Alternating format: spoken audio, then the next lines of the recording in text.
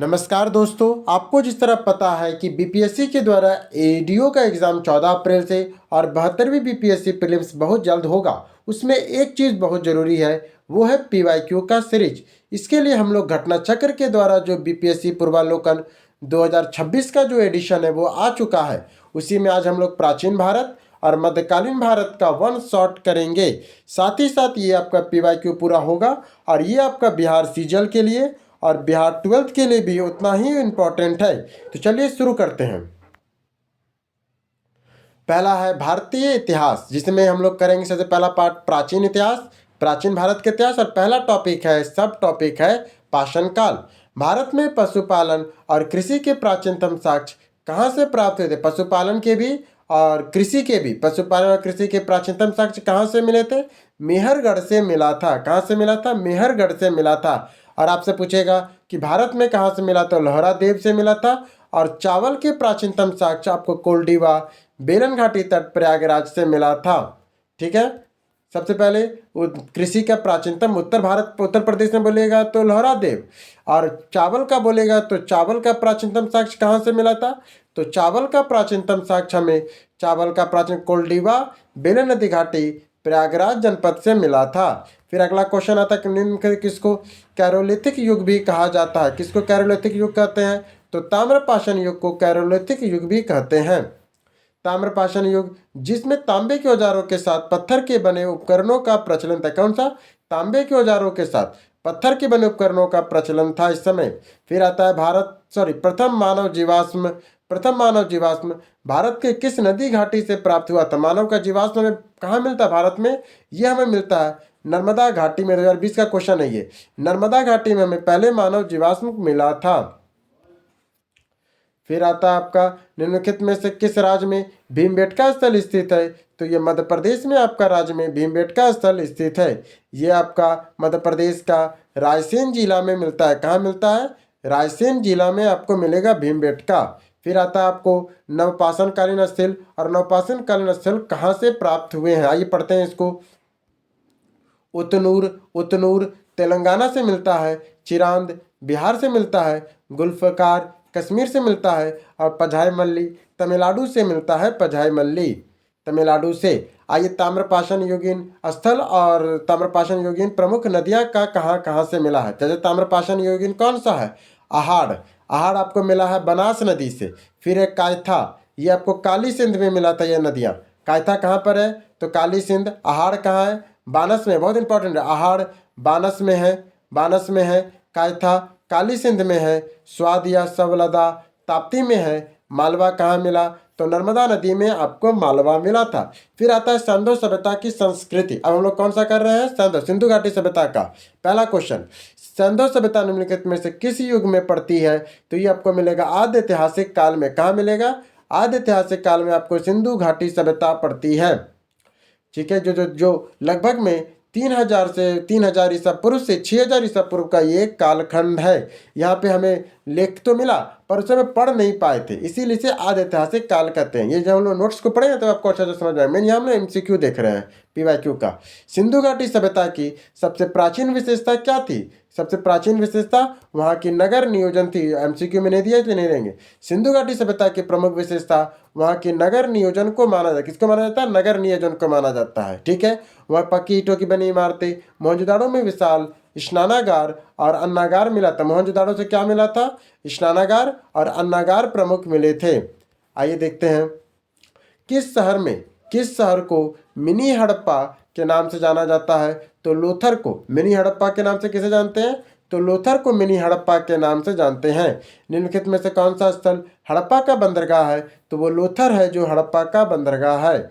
फिर आता है कौन सा हड़प्पा कालीन स्थल गुजरात में स्थित है? तो ये लोथर है। गुजरात में कौन सा है? लोथर है। लोथर आपको मिलेगा गुजरात में, कालीबंगा राजस्थान में, डाबरकोट बलूचिस्तान में, पाकिस्तान में, तथा राखीगढ़ी हरियाणा में स्थित है। दुनिया की सर्वाधिक प्राचीन सभ्यता कौन सी है? तो वो आपको मेसोपोटामिया इराक की सभ्यता आपको सबसे पुरानी मिलेगी। पूछेगा दुनिया की सर्वाधिक प्राचीन सभ्यता कौन है? तो मेसोपोटामिया इराक की सभ्यता, जो 17वीं BPSC री एग्जाम में आया था 2024 में। मेसोपोटामिया इराक की सभ्यता दुनिया की सबसे प्राचीन सभ्यता माना जाता है। इस सभ्यता के वर्तमान इराक के आसपास में फैला हुआ था, जबकि इजिप्शियन सभ्यता मिस्र की सभ्यता जो नील नदी की द्रोणी पर स्थित है।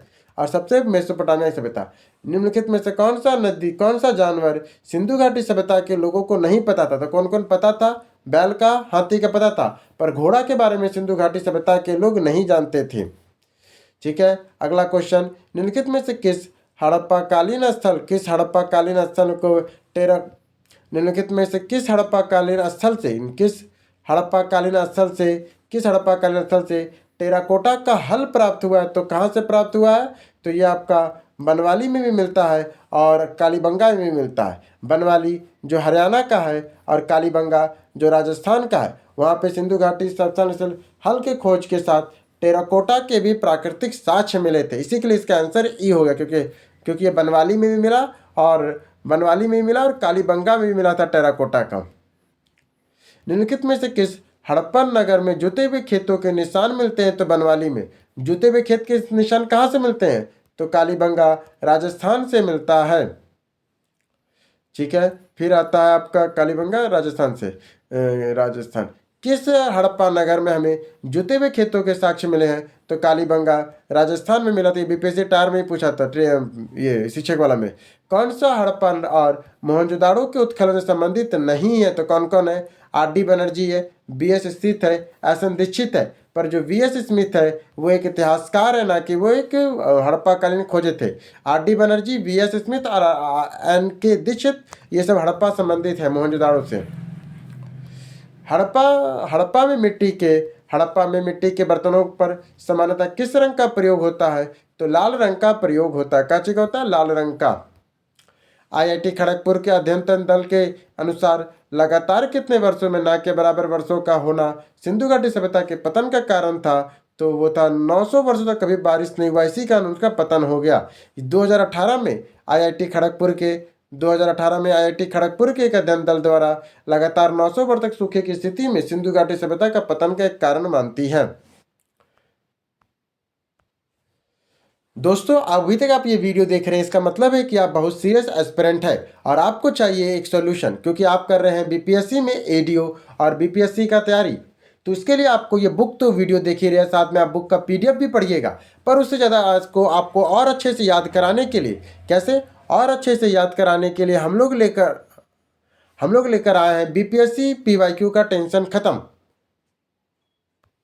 जिसमें क्या होगा कि यह जो आप पूरा बुक देख रहे हैं ना, इसको हम लोगों ने पूरा का पूरा बुक को टॉपिक वाइज और सब्जेक्ट वाइज फुल बुक को हम लोगों ने एमसीक्यू में कन्वर्ट कर टेलीग्राम एमसीक्यू और बोर्ड के माध्यम से ये आपको कराएंगे, ताकि आप पूरा बुक को अच्छे से याद कर सके। जिसमें क्या हो कि हर बार आप क्वेश्चन को मारिएगा तो आपके दिमाग में वो बैठेगा, और पीवाईक्यू कर लीजिएगा तो 40% आपका क्वेश्चन आपके हाथों में होगा, 40 से 50% तक, और आपको इसका एग्जाम रिलेटेड व्याख्या भी मिलेगा।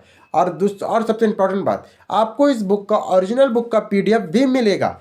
ये बुक का प्राइस ऐसे तो है 99 रुपया, पर पहले के 50 छात्रों को ये मात्र 49 रुपये मिलेगा। इसके लिए आप हमारे टेलीग्राम में जुड़ सकते हैं, जिसका लिंक आपको हमारे कमेंट बॉक्स में मिल जाएगा। तो चलिए शुरू करते हैं दोबारा। चलिए, वैदिक काल, निम्नलिखित में से कौन एक वैदिक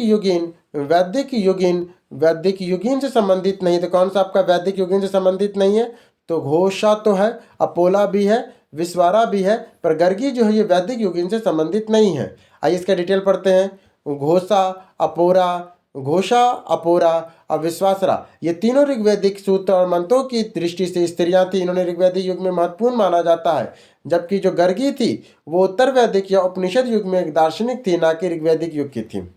अगला क्वेश्चन देखिए, प्रारंभिक वैदिक काल के दौरान कौन सा शहर प्राचीन मगध साम्राज्य की राजधानी के रूप में कार्य किया था? तो वो राजगिरी था। कौन था? वो राजगिरी था। ऋग्वेद का कौन सा मंडल पूर्णतः सोम को समर्पित है?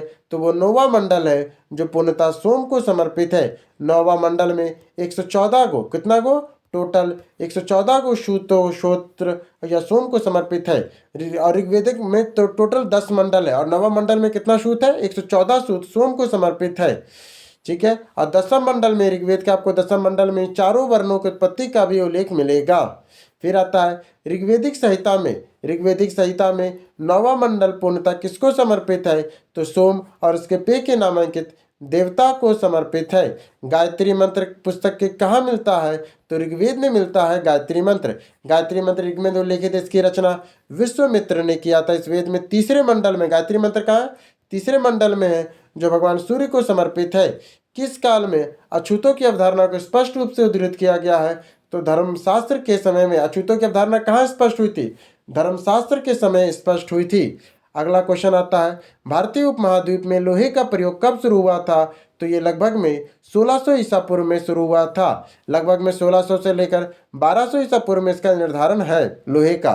अगला आता है भोजन कोई। कौन सा? भोजन कोई का महत्व इसलिए है क्योंकि यह वह अभिलेख प्राप्त हुआ जो वैदिक देवी और देवताओं का वर्णन मिलता है। भोजन कोई क्या है? तो भोजन कोई एशिया माइनर में 14वीं शताब्दी ईसा पूर्व में कुछ अभिलेख मिले हैं। इस अभिलेख में ऐसे राजाओं का उल्लेख आया है जिसके नाम पे आर्यों जैसे हैं। ठीक है, मैंने इसका जो है ना कहा, तो आर्यों के देवी देवताओं के नाम मिले थे। प्रसिद्ध 10 राजाओं का युद्ध। कौन सा? प्रसिद्ध 10 राजाओं का युद्ध किस नदी के तट पर लड़ा गया था? तो परुष्णी नदी पर 10 राजाओं का युद्ध लड़ा गया था। ये 10 राजाओं का युद्ध, 10 राजों का युद्ध परुष्णी नदी, आधुनिक में जो हमारा रावी नदी है उसके तट पर लड़ा गया था, जिसे भारत में भरतों के राजा सुदास का विजय हुआ था। उसी के नाम पे भारत भी पड़ा, ऐसा कहानियों में कहा जाता है। उत्तर वैदिक कालों के दौरान रचित किस प्राचीन ग्रंथ में दार्शनिक भजन, ब्रह्मांड, विज्ञान और नैतिकता की चर्चाएं हैं? आपको बताना है कि कौन सा उत्तर वैदिक काल के दौरान रचित प्राचीन भारतीय ग्रंथ में दार्शनिक भजन, ब्रह्मांड, विज्ञान और नैतिकता की चर्चा शामिल है। तो किसमें शामिल है?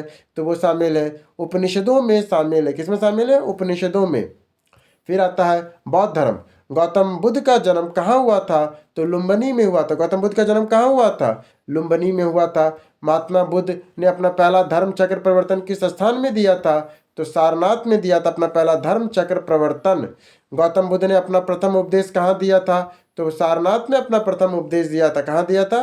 सारनाथ में दिया था। बोध गया में किसे ज्ञान प्राप्त हुआ था? तो गौतम बुद्ध को बोध गया में ज्ञान की प्राप्ति हुई थी। फिर आता है बौद्ध के जीवन के 4 महत्वपूर्ण घटनाओं के संबंध में मिलाना है कि कौन कौन सी घटना कहाँ कहाँ हुई थी। उनका जन्म कहाँ हुआ था? लुम्बिनी में ज्ञान प्राप्ति हुआ, बोध गया में प्रथम प्रवचन दिया, सारनाथ में निर्धन होता है, कुशीनगर में उनका निर्धन होता है। जन्म लुम्बिनी में, ज्ञान प्राप्ति बोध गया में, प्रथम प्रवचन सारनाथ में, और निर्धन होता है कुशीनगर में। निर्धन कहाँ होता है? कुशीनगर में उनका निर्धन होता है। कौन सी बौद्ध संगीति बिहार में आयोजित नहीं हुई थी? तो कौन सा हुआ था? चौथा जो था वो बिहार में नहीं हुआ था। पहला राजगीर में, दूसरा वैशाली में, तीसरा आपका पाटलिपुत्र में, चौथा होता है कुंडलवन कश्मीर में कनिष्क के शासनकाल में होता है। आपका आता है अजातशत्रु के शासनकाल में प्रथम बौद्ध संगीति का आयोजन किस नगर में हुआ था? तो प्रथम बौद्ध संगीति का आयोजन राजगीर में हुआ था अजातशत्रु के कार्यकाल में। फिर आता है प्रथम बौद्ध संगीति के अध्यक्ष कौन होंगे? तो प्रथम में कोई महान को इंसान को बुलाना होगा तो महाकश्यप को बुलाएंगे। प्रथम बौद्ध महासभा कहाँ आयोजित की गई थी? प्रथम बौद्ध महासभा वो राजगीर में आयोजित की गई थी। 2022 का क्वेश्चन है, ये बहुत पुराना नहीं था, 2022 का मात्र है। भगवान बुद्ध के महापरिनिर्वाण के बाद पहली बौद्ध संगीति कहाँ हुई थी? तो राजगीर में हुई थी। इसके बाद अगला आता है कनिष्क के शासनकाल के में बौद्ध सभा किस नगर में आयोजित की गई थी? तो कश्मीर में बौद्ध सभा का आयोजन हुआ था। फिर आता है इनमें से किसके शासन में कि चतुर्थ बौद्ध संगीति कश्मीर में आयोजित की गई थी? तो कनिष्क के समय में ही कश्मीर में चौथी बौद्ध संगीति हुई थी, कश्मीर के कुंडलवन में। अशोक के शासनकाल में बौद्ध सभा किस नगर में आयोजित हुई थी? अशोक के शासनकाल में आपका पाटलिपुत्र में हुआ था। कहाँ हुआ था? पाटलिपुत्र में हुआ था। तृतीय बौद्ध सभा कौन सा? तीसरा बौद्ध सभा किस स्थान पर बुलाई गई थी? तो पाटलिपुत्र में बुलाई गई थी। फिर आता है महात्मा बुद्ध ने महापरिनिर्वाण कहाँ मिला था? तो महापरिनिर्वाण उन्हें कुशीनगर, महापरिनिर्वाण मतलब मृत्यु, कहाँ हुआ था? कुशीनगर में हुआ था। त्रिपिटक किसकी धार्मिक पुस्तक है? कौन सा? त्रिपिटक जो है किसकी धार्मिक पुस्तक है? तो बौद्धों की त्रिपिटक धार्मिक पुस्तक है। इनको त्रिपिटक को 3 भागों में बांटा जाता है, विनय पिटक, फिर आता है आपका सूत पिटक, फिर आता है अभिधम पिटक। अभिधम पिटक में दार्शनिक है, विनय पिटक में नियम है, और आपका सूत पिटक में शिष्यों को दिया गया उपदेश है। फिर आता है कौन सा महायान बौद्ध धर्म के हीनयान बौद्ध धर्म के बीच के मूलभूत अंतर का प्रतिनिधित्व करता है? तो देवी देवताओं की मूर्ति की पूजा करना ही उनका अंतर करता है। बौद्ध धर्म में बोधि वृक्ष का कौन सी पीढ़ी का है? तो इसमें काट दिया है, पर ये 5वीं पीढ़ी के आसपास बोला जाता है। पर देखते हैं, देखिए बौद्ध धर्म का जो वर्तमान वृक्ष है वो वह वृक्ष नहीं है जिसने गौतम बुद्ध ने ज्ञान प्राप्त किया था। हेनसनांग के अनुसार मूल वृक्ष को 7वीं शताब्दी में सम्राट शशांक, कौन काटा था? शशांक ने नष्ट कर दिया था। फिर इसको दोबारा जिसे अलेक्जेंडर कनिंघम ने दोबारा लगवाया था। इसमें ये अपनी पीढ़ी का 5वां पेड़ है, अतः 6ठी पीढ़ी का वृक्ष भी है, जो बिहार सरकार पर्यटन विभाग की वेबसाइट में इसे 5वीं पीढ़ी बताया गया। मैंने कन्फ्यूजन है ना, बहुत लोग बोलता है बुक में 6ठी पीढ़ी और बहुत सारा बुक में बोलता है ये 5वीं पीढ़ी का, इसी के लिए कन्फ्यूजन में बीपीएससी इसको हटा दिया था। चीनी यात्री हेनसनांग, चीनी यात्री सुंगसुन ने भारत की यात्रा कब की थी? तो 515 से लेकर 520 ईस्वी के बीच में की थी। चीनी यात्री सुंगसुन ने 518 ईस्वी में भारत आया। इसने 3 वर्षों तक भारत की यात्रा के उपरांत बौद्ध धर्म की प्रीतियों को चीन लौट गया था। गौतम बुद्ध एक प्रमुख देवता का स्थान किस राजा के युग में प्राप्त हुआ? तो गौतम बुद्ध को एक देवता का स्थान किस युग में मिला था? तो कनिष्क के शासनकाल में मिला था। एक उनको देवता बना दिया गया था। वे शिक्षक जिन्होंने बौद्ध धर्म में महाविष्क्रमण के बाद सबसे पहले ज्ञान की प्राप्ति की। महाविष्क्रमण क्या है? माने जब गौतम बुद्ध घर से निकले उनके बाद पहले ज्ञान की प्राप्ति किनसे कराया था? तो आलम कालम और रुद्रक रामपुत्र से। आलम कालम और रुद्रक रामपुत्र से उन्होंने प्रारंभिक सांख्य दर्शन का ज्ञान लिया था। निम्नलिखित में से कौन सी बात बौद्ध धर्म और जैन धर्म में समान नहीं है? तो आत्मदहन की बात समान नहीं। तो कौन कौन बात समान कौन कौन है? अहिंसा दोनों कहता है, वेदों की प्रति उदासीनता दोनों का है, और रीति रिवाजों की अस्वीकृति दोनों धर्म करती है, पर आत्मदहन नहीं करता है। आत्मदहन और भोग की अति का परिहार और मध्यम मार्ग का अनुकरण केवल बौद्ध धर्म में लिया गया, जैन धर्म में नहीं, जबकि वेदों की प्रामाणिकता अन्यथा कर्मकांडों की विफलता का दोनों में है। नालंदा विश्वविद्यालय ज्ञान का महान केंद्र किसका था? तो बौद्ध धर्म का था। किसका था? तो बौद्ध धर्म का था। अब आइए जैन धर्म के बारे में पढ़ते हैं। भगवान महावीर का जन्म किसका? भगवान महावीर का जन्म कहाँ हुआ था? तो उनका जन्म कुंडल ग्राम में हुआ था। देख रहे 11/97/2005 कितना बार पूछा है कि क्वेश्चन को। महावीर स्वामी का जन्म कहाँ हुआ था? कुंडल वन में हुआ था। भगवान महावीर के प्रथम शिष्य कौन थे? जो भगवान महावीर थे उनके प्रथम शिष्य कौन थे? तो उनके प्रथम शिष्य जामिली थे। कौन थे? जामिली थे। जैन धर्म के प्रवर्तक महावीर जी को मोक्ष स्थल कौन सा है? तो पावापुरी है। मोक्ष स्थल कौन सा है? तो पावापुरी है। फिर अगला आता है महावीर जैन की मृत्यु निम्नलिखित में से किस नगर में हुई थी? तो पावापुरी में हुई थी। जैन की मृत्यु कहाँ हुई थी? तो पावापुरी में हुई थी। कौन सबसे लोकप्रिय जैन ग्रंथ कहलाता है? तो 14 पर्व। सबसे लोकप्रिय जैन ग्रंथ कौन सा है? तो 14 पर्व है।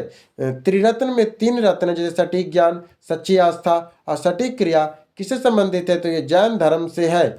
जैन धर्म में मोक्ष के लिए 3 साधन बताए गए। जैन धर्म में अगर आपको मोक्ष प्राप्त करना है उसके लिए 3 साधन आवश्यक है। सटीक ज्ञान, सम्यक ज्ञान होना चाहिए। सच्ची आस्था, सम्यक दर्शन होना चाहिए। सटीक क्रिया, सम्यक चरित्र। इन तीनों धर्मों को त्रिरत्न की संज्ञा दी गई है। आजीवक संप्रदाय के संस्थापक कौन है? तो मखली गोसाल है। कौन है? तो मखली गोसाल है। पाटलिपुत्र में बुलाई गई प्रथम जैन संगति के अध्यक्ष कौन है? तो स्थलभूत है। कौन थे जैन संगति के अध्यक्ष? स्थलभूत थे। स्थलभूत। निम्नलिखित राजाओं में से किसने जैन धर्म के प्रति भारी झुकाव था? तो खारवेल का जैन धर्म के प्रति भारी झुकाव था। वह स्थान जहाँ महावीर ने पुण्य आध्यात्मिक ज्ञान कैवल्य को प्राप्त किया वह जंबिका ग्राम था। कैवल्य को कहाँ महावीर ने प्राप्त किया था? तो जंबिका ग्राम में प्राप्त किया था।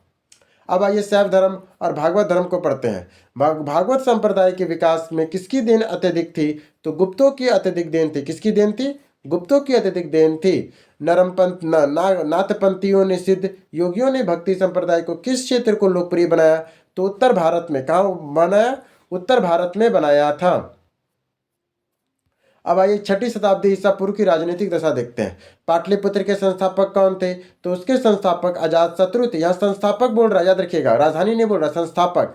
पाटलिपुत्र के संस्थापक अजातशत्रु थे। पाटलिपुत्र की स्थापना अजातशत्रु ने गंगा और सोन नदी के संगम पर पाटलिग्राम में किला बनाकर किया था, जबकि उदयनी ने मगध की राजधानी राजगिरी से निकालकर पाटलिपुत्र स्थानांतरित की थी। आपको अगला क्वेश्चन आता है, पाटलिपुत्र के किस शासक ने सर्वप्रथम अपनी राजधानी बनाया था? तो उदयनीन ने बनाया था। किसने बनाया था? उदयनीन ने। किस शासक ने अपनी राजधानी पाटलिपुत्र में स्थानांतरित किया था? तो उदयनीन ने किया था। किसने किया था? उदयनीन ने किया था। निम्नलिखित में से किस राजा ने पाटलिपुत्र बसाया था? तो बसाया किसने था? तो अजातशत्रु ने बसाया था और उदयनीन ने राजधानी बनाया था।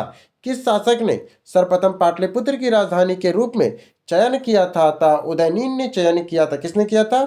उदयनीन ने किया था। प्राचीन काल में गंगा के दक्षिणी क्षेत्र को क्या कहते हैं? प्राचीन काल में गंगा के दक्षिणी क्षेत्र को मगध कहते हैं। क्या कहते हैं? मगध कहते हैं। प्रथम मगध साम्राज्य का उत्कर्ष किस शताब्दी में हुआ था? तो छठी शताब्दी में हुआ था। ईसा पूर्व छठी शताब्दी में हुआ था। किस महान शासक ने प्राचीन बिहार में हर्यक वंश की स्थापना किया था? तो बिंबिसार ने हर्यक वंश की स्थापना किया था। मगध की राजधानी कौन सा? मगध की राजधानी राजगिरी को प्राकृतिक नाम क्या था? राजगिरी का प्राकृतिक नाम क्या था? तो राजगिरी ही था। राजगिरी का राजगिरी। फिर आता है आपको महाजनपद और उनकी राजधानी को मिलाना है। तो मल की राजधानी कुशीनगर है। अंग की राजधानी चंपा है। गंधार की राजधानी तक्षशिला है। वत्स की राजधानी कौशाम्बी है। विश्व का पहला गणतंत्र वैशाली किसके द्वारा स्थापित किया गया था? तो लिच्छवियों के द्वारा किया गया था। वैशाली में किसके द्वारा किया गया था? लिच्छवियों के द्वारा किया गया था। लिच्छवियों के द्वारा किया गया था। ईसा पूर्व में छठी सदी में विश्व का प्रथम गणतंत्रात्मक व्यवस्था कहाँ थी? तो वैशाली के लिच्छवियों के पास थी। ये गणतंत्रात्मक व्यवस्था थी, मैंने लोग आपस में मिलकर फैसला लेते थे। मगध की प्रारंभिक राजधानी कौन सी थी? तो राजगिरी, जिसे गिरिब्रिज भी कहा जाता है। फिर आता है प्राचीन महाजनपद मगध की प्रथम राजधानी कौन सी थी? तो मगध की प्रथम राजधानी राजगिरी थी। कौन सी थी?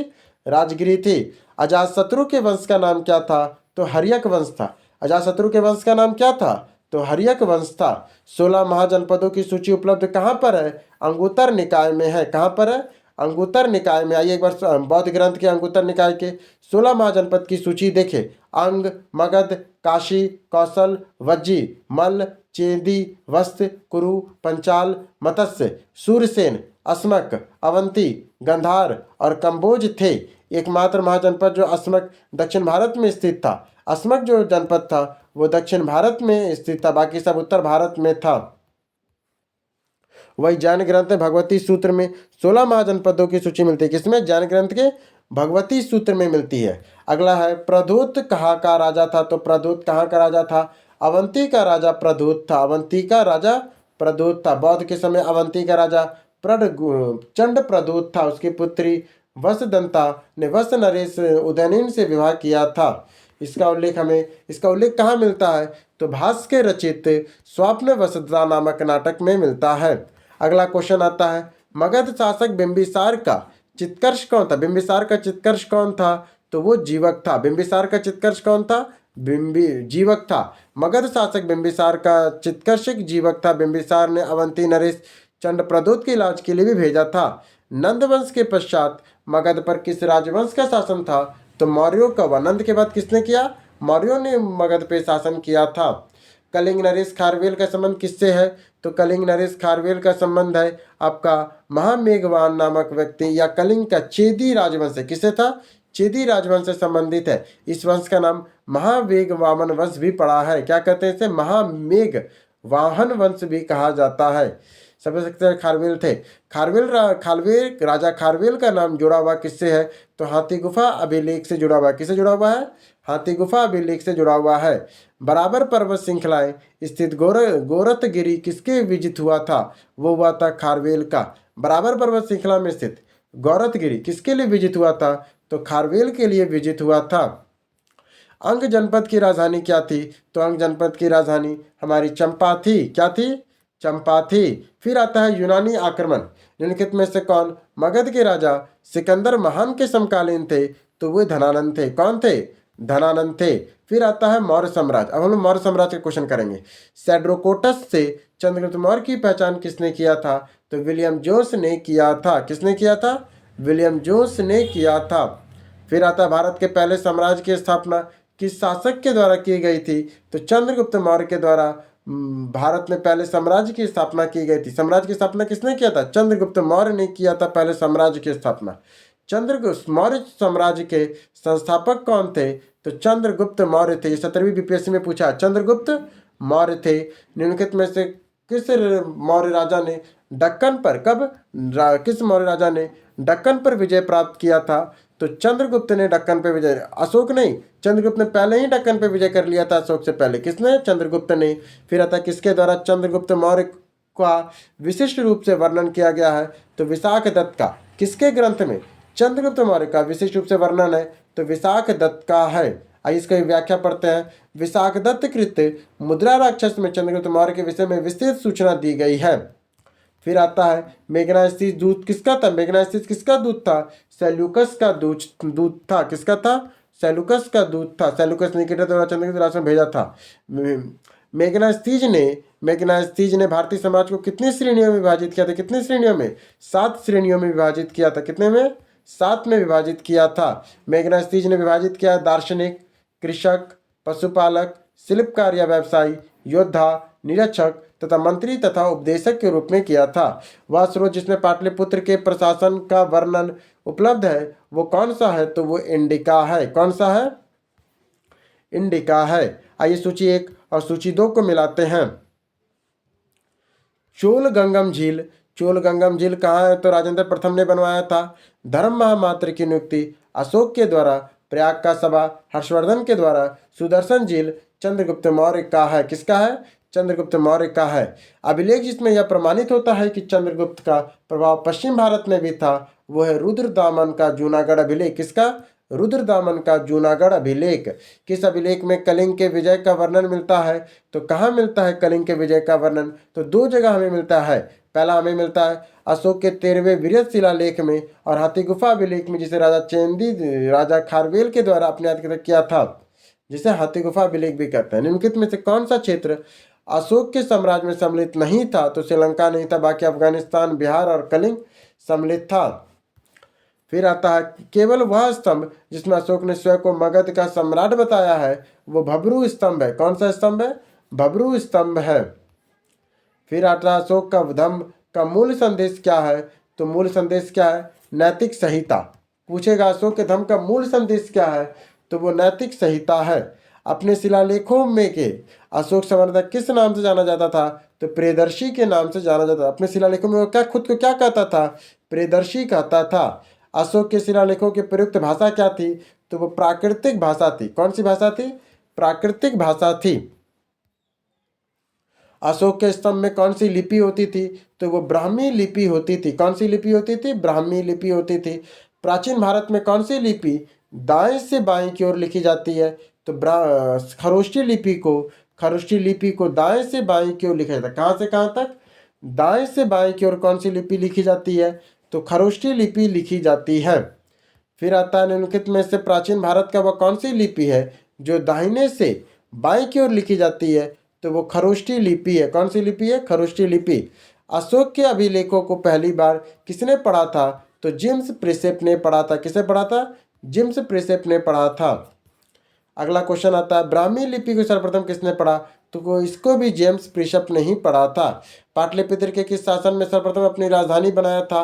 तो पाटलिपुत्र को सर्वप्रथम बनाया था चंद्रगुप्त मौर्य ने। पाटलिपुत्र को किस शासक ने सर्वप्रथम अपनी राजधानी बनाई? इसमें उदयनी नहीं है, इसलिए चंद्रगुप्त मौर्य आएगा। मौर्य वंश का अंतिम शासक कौन था? तो वो वीरद्रथ था। मौर्य वंश का अंतिम शासक कौन था? तो वीरद्रथ था। अंतिम मौर्य सम्राट कौन था? तो वीरद्रथ था अंतिम मौर्य सम्राट। अगला क्वेश्चन आता है अशोक की नीति के आर्थिक परिणामों के कारण, अशोक की नीति के आर्थिक परिणामों के कारण ही मौर्य साम्राज्य का पतन अधिकांशतः उचित था। इस तथ्य में किसने का विश्वास है? तो रोमिला थापर का विश्वास है। किसका विश्वास है? रोमिला थापर। प्रसिद्ध इतिहासकार रोमिला थापर का मत है कि अशोक की नीतियों का आर्थिक परिणामों के कारण ही मौर्य साम्राज्य का पतन हुआ था। फिर अगला क्वेश्चन आता है मौर्य काल की शिक्षा का सर्वाधिक प्रसिद्ध केंद्र कौन था? तो मौर्य काल में तो वो तक्षशिला था। कौन था? तक्षशिला था। अब आइए मौर्योत्तर काल पढ़ेंगे। प्राचीन भारत में निम्नलिखित राजवंशों पर विचार कीजिए। सबसे पहले कौन सा आया था? तो सबसे पहले आपका आएगा, सबसे पहले आपका कौन सा आएगा? सबसे पहले आपका मौर्य वंश आएगा। कौन सा? मौर्य वंश। मौर्य के बाद शुंग वंश, शुंग के बाद कण्व वंश, फिर कुषाण वंश आएगा। अगला क्वेश्चन आता है, देख सकते हैं, मौर्य वंश, शुंग वंश, कण्व वंश, फिर कुषाण वंश। ताम्रलिप्ति लेख दर्शाते हैं कि प्राचीन काल में बिहार के राजाओं का संपर्क था जावा सुमात्रा से। कहाँ से था? जावा और सुमात्रा से था। फिर आता है आपका स्वर्ण भूमि। कौन सा? स्वर्ण भूमि का वह राजा कौन था जिसने नालंदा में एक बौद्ध विहार की स्थापना की तथा उसके रख रखाव हेतु अपने दूत द्वारा देवपाल से 5 ग्राम दान देने के लिए भी प्रार्थना किया था? तो वो बलपत्र देव थे, बालपुत्र देव थे। कौन थे? बालपुत्र देव थे। आइए सूची 1 और सूची 2 को मिलाते हैं। चलिए मिलाते हैं। कर्णस्वर्ण आपका पश्चिम बंगाल में पड़ता है। कर्णस्वर्ण कहाँ पड़ता है? पश्चिम बंगाल में। प्रसाद ज्योति पड़ता है असम में। प्रज्ञ ज्योतिष पड़ता है असम में। गिरनार पड़ता है आपका गुजरात में, जबकि प्रतिष्ठान पड़ता है आपका महाराष्ट्र में। कहाँ कहाँ पड़े? कर्ण स्वर्ण पड़े पश्चिम बंगाल में, प्रयाग ज्योति पड़े असम में, गिरनार पड़े गुजरात में, प्रतिष्ठान पड़े आपका महाराष्ट्र में। ठीक है, अगला देखिए क्या है। किस अभिलेख में रुद्रदामन ने प्रथम के विभिन्न उपलब्धियों का वर्णन किया है? किस अभिलेख में रुद्रदामन प्रथम का विभिन्न उपलब्धियों का वर्णन किसमें है? तो जूनागढ़ अभिलेख में है, जूनागढ़ अभिलेख में है। फिर आता दूसरी शताब्दी के आसपास रचित संस्कृत के शिलालेखों के अनुसार सुदर्शन झील एक कृत्रिम जलाशय की मरम्मत किसने किया था? तो रुद्रदामन ने किया था। किसने किया था? रुद्रदामन ने किया था। इनमें से किसने सर्वप्रथम व्यापक पैमाने पर स्वर्ण मुद्राओं का प्रचलन किया था? तो विम कॉर्डिफिनस ने किया था। सर्वप्रथम व्यापक पैमाने में स्वर्ण मुद्राओं का प्रचलन किसने किया था? विम कॉर्डिफिनस ने किया था। फिर अगला तक कुषाण शासकों द्वारा व्यापक पैमाने पर स्वर्ण मुद्राओं का प्रचलन करना था। पूर्व गुप्त कालीन में शीशे के सिक्के की बड़ी संख्या जारी की गई थी सातवाहनों के द्वारा। शीशे की बड़ी सिक्के किसने जारी की थी? सातवाहनों के द्वारा जारी की गई थी। शुंग वंश का बाद किस वंश ने भारत पर राज्य किया? तो कण्व वंश ने किया था। शुंग वंश के बाद किसने किया? कण्व वंश ने भारत पर राज्य किया था। किसने किया था? कण्व वंश ने किया था। फिर आता गुप्तोत्तर और गुप्तोत्तर युग। किस युग में किस गुप्त शासक ने अपने बड़े भाई की हत्या कर सत्ता हत्याई थी? तो वो थे तुम्हारा चंद्रगुप्त द्वितीय थे। कौन थे? चंद्रगुप्त द्वितीय थे। समुद्रगुप्त के पश्चात उसका बेटा रामगुप्त शासक बना, लेकिन शासकों के आक्रमण के समक्ष विरोध न करने के कारण उसके भाई चंद्रगुप्त द्वितीय ने रामगुप्त की हत्या कर दी और उसकी पत्नी ध्रुवा देवी से विवाह कर लिया और शंकु पर विजय प्राप्त की थी। प्राचीन भारत का नेपोलियन किसे कहा जाता है? प्राचीन भारत का नेपोलियन समुद्रगुप्त को कहा जाता है। इतिहासकार विस्टर स्मिथ ने अपनी रचना द ऑल ऑफ हिस्ट्री ऑफ इंडिया, क्या द ऑल ऑफ हिस्ट्री ऑफ इंडिया में समुद्रगुप्त की वीरता और विजयों पर मुग्ध होकर उसे भारतीय नेपोलियन की संज्ञा दी थी। और समुद्रगुप्त के विजयों का वर्णन हमें प्रयाग प्रसिद्धि में मिलता है और उसके लेखक हरिसेन हैं। फिर अगला आता है गुप्त सम्राट जिसने हुनों को पराजित किया, वो स्कंदगुप्त है। हुनों को किसने पराजित किया था? तो स्कंदगुप्त ने किया था। नालंदा विश्वविद्यालय के संस्थापक कौन थे? तो कुमारगुप्त थे। नालंदा विश्वविद्यालय के संस्थापक कौन थे? कुमारगुप्त थे। नालंदा विश्वविद्यालय की स्थापना का युग कौन सा था? तो गुप्त युग था। कौन सा युग था? गुप्त युग था। कौन नालंदा विश्वविद्यालय के आचार्य नहीं थे? तो कौटिल्य आचार्य नहीं थे। बाकी नागार्जुन, शीलभद्र और शक्ति सती नालंदा आचार्य रहे हैं, पर कौटिल्य निम्नलिखित में से कौन? नालंदा विश्वविद्यालय के कौटिल्य नहीं थे, क्योंकि कौटिल्य जो थे वो तक्षशिला विश्वविद्यालय से थे, जबकि नागार्जुन, शीलभद्र और शक्ति रचित ये सब नालंदा विश्वविद्यालय से थे। नालंदा विश्वविद्यालय किस लिए विश्व प्रसिद्ध था? तो बौद्ध धर्म के दर्शन के लिए विश्व प्रसिद्ध था। नालंदा विश्वविद्यालय मेन बौद्ध धर्म के लिए था। निम्नलिखित में कथन 1 और कथन 2 दिया है, आपको बताना है कि कौन सा कथन सही है। चलिए पढ़ते हैं। 12वीं शताब्दी के अंत तक नालंदा महाविहार का पतन हो गया था। ठीक है, महाविहार के राजकीय प्रश्रय मिलना बंद हो गया था। दोनों सही है, पर एक की व्याख्या नहीं करता है। नष्ट हुआ क्योंकि उस समय मोहम्मद क्या कहते हैं वो आ गया था, विजय क्या लिखा, नालंदा एक विख्यात बौद्ध मठ पीठ और विश्वविद्यालय था। दक्षिण बिहार में राजगीर प्राचीन राजगिरी के निकट में से था। 5वीं सदी के मध्य गुप्त शासकों के समय नालंदा स्थित विश्वविद्यालय अस्तित्व में आया। अब 12वीं सदी के अंतिम दशक में मुस्लिम आक्रमण के फलस्वरूप महाविहार का पतन हो गया था। ठीक है, निम्नलिखित में से अब हमको बताना है कि 2023 क्वेश्चन है, फायान के चीनी तीर्थयात्री कौन? फायान एक चीनी तीर्थयात्री था जो हर्ष के शासनकाल में भारत का दौरा किया था। हेनसरांग को चीनी यात्री भिक्षु था जो चंद्रगुप्त द्वितीय के शासनकाल में भारत का दौरा किया था। तो कौन सा सही है? तो कोई नहीं सही है, क्योंकि दोनों उल्टा है। फायान एक चीनी यात्री था। कौन था? फायान एक चीनी यात्री था जो चंद्रगुप्त द्वितीय के शासनकाल में आया था। ठीक है, उसी तरह चीनी यात्री हेनसनांग हर्ष के शासनकाल में आया। जैसे आप ऐसे याद कर सकते हैं, हाँ हेनसनांग का हर्ष, हेनसनांग का हर्ष और फायान का चंद्रगुप्त द्वितीय, हाँ से आप याद कर सकते हैं। हर्षवर्धन का हेनसयांग। प्रसिद्ध चीनी यात्री फायान किसके शासनकाल में भारत आया था? तो फायान आया था चंद्रगुप्त द्वितीय के शासनकाल में। फिर आया था चीनी यात्री सुंग सुन। कौन? चीनी यात्री सुंग युन। सुंग युन भारत की यात्रा कब किया था? तो वो 518 से लेकर 521 ईसा पूर्व के बीच में किया था। नगरों के क्रमिक पतन किस काल में एक महत्वपूर्ण विशेषता है? तो गुप्त काल का है। क्रमिक पतन किस काल का एक महत्वपूर्ण विशेषता है? तो गुप्त काल का एक प्रमुख विशेषता है।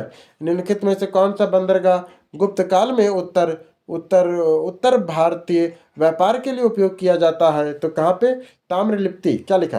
कौन सा बंदरगाह गुप्त काल में उत्तर भारतीय व्यापार के लिए उपयोग किया जाता था? तो ये एक से ज्यादा उत्तर से देखते हैं। गुप्त काल में बंगाल में ताम्रलिप्ति एक प्रमुख बंदरगाह था जहां से उत्तर भारत के साथ दक्षिण और दक्षिण पूर्व एशिया, चीन, लंका और जावा सुमात्रा आदि देशों में व्यापार होता था। जबकि पश्चिम भारत के प्रमुख बंदरगाह में मिर्ग कच्छ जो भड़ौच में जिसमें पश्चिम देशों के साथ समुद्री व्यापार करता था। इसके अलावा कल्याण और चौबे से भी उत्तर भारत में व्यापार होता था। कौन कौन है? तो ये तीनों है, कल्याण है, चौबे है, ताम्रलिप्ति और भड़ौच, सभी से व्यापार होता था। अगला क्वेश्चन, किस शासक वंश ने मंदिरों में ब्राह्मणों का सबसे अधिक ग्राम अनुदान दिया था? तो गुप्त वंश ने दिया था। किसने दिया था? गुप्त वंश ने दिया था। गुप्त वंश में भूमि राजस्व की दर क्या थी? तो उपज का छठा भाग। भूमि राजस्व की दर क्या थी? उपज का छठा भाग था।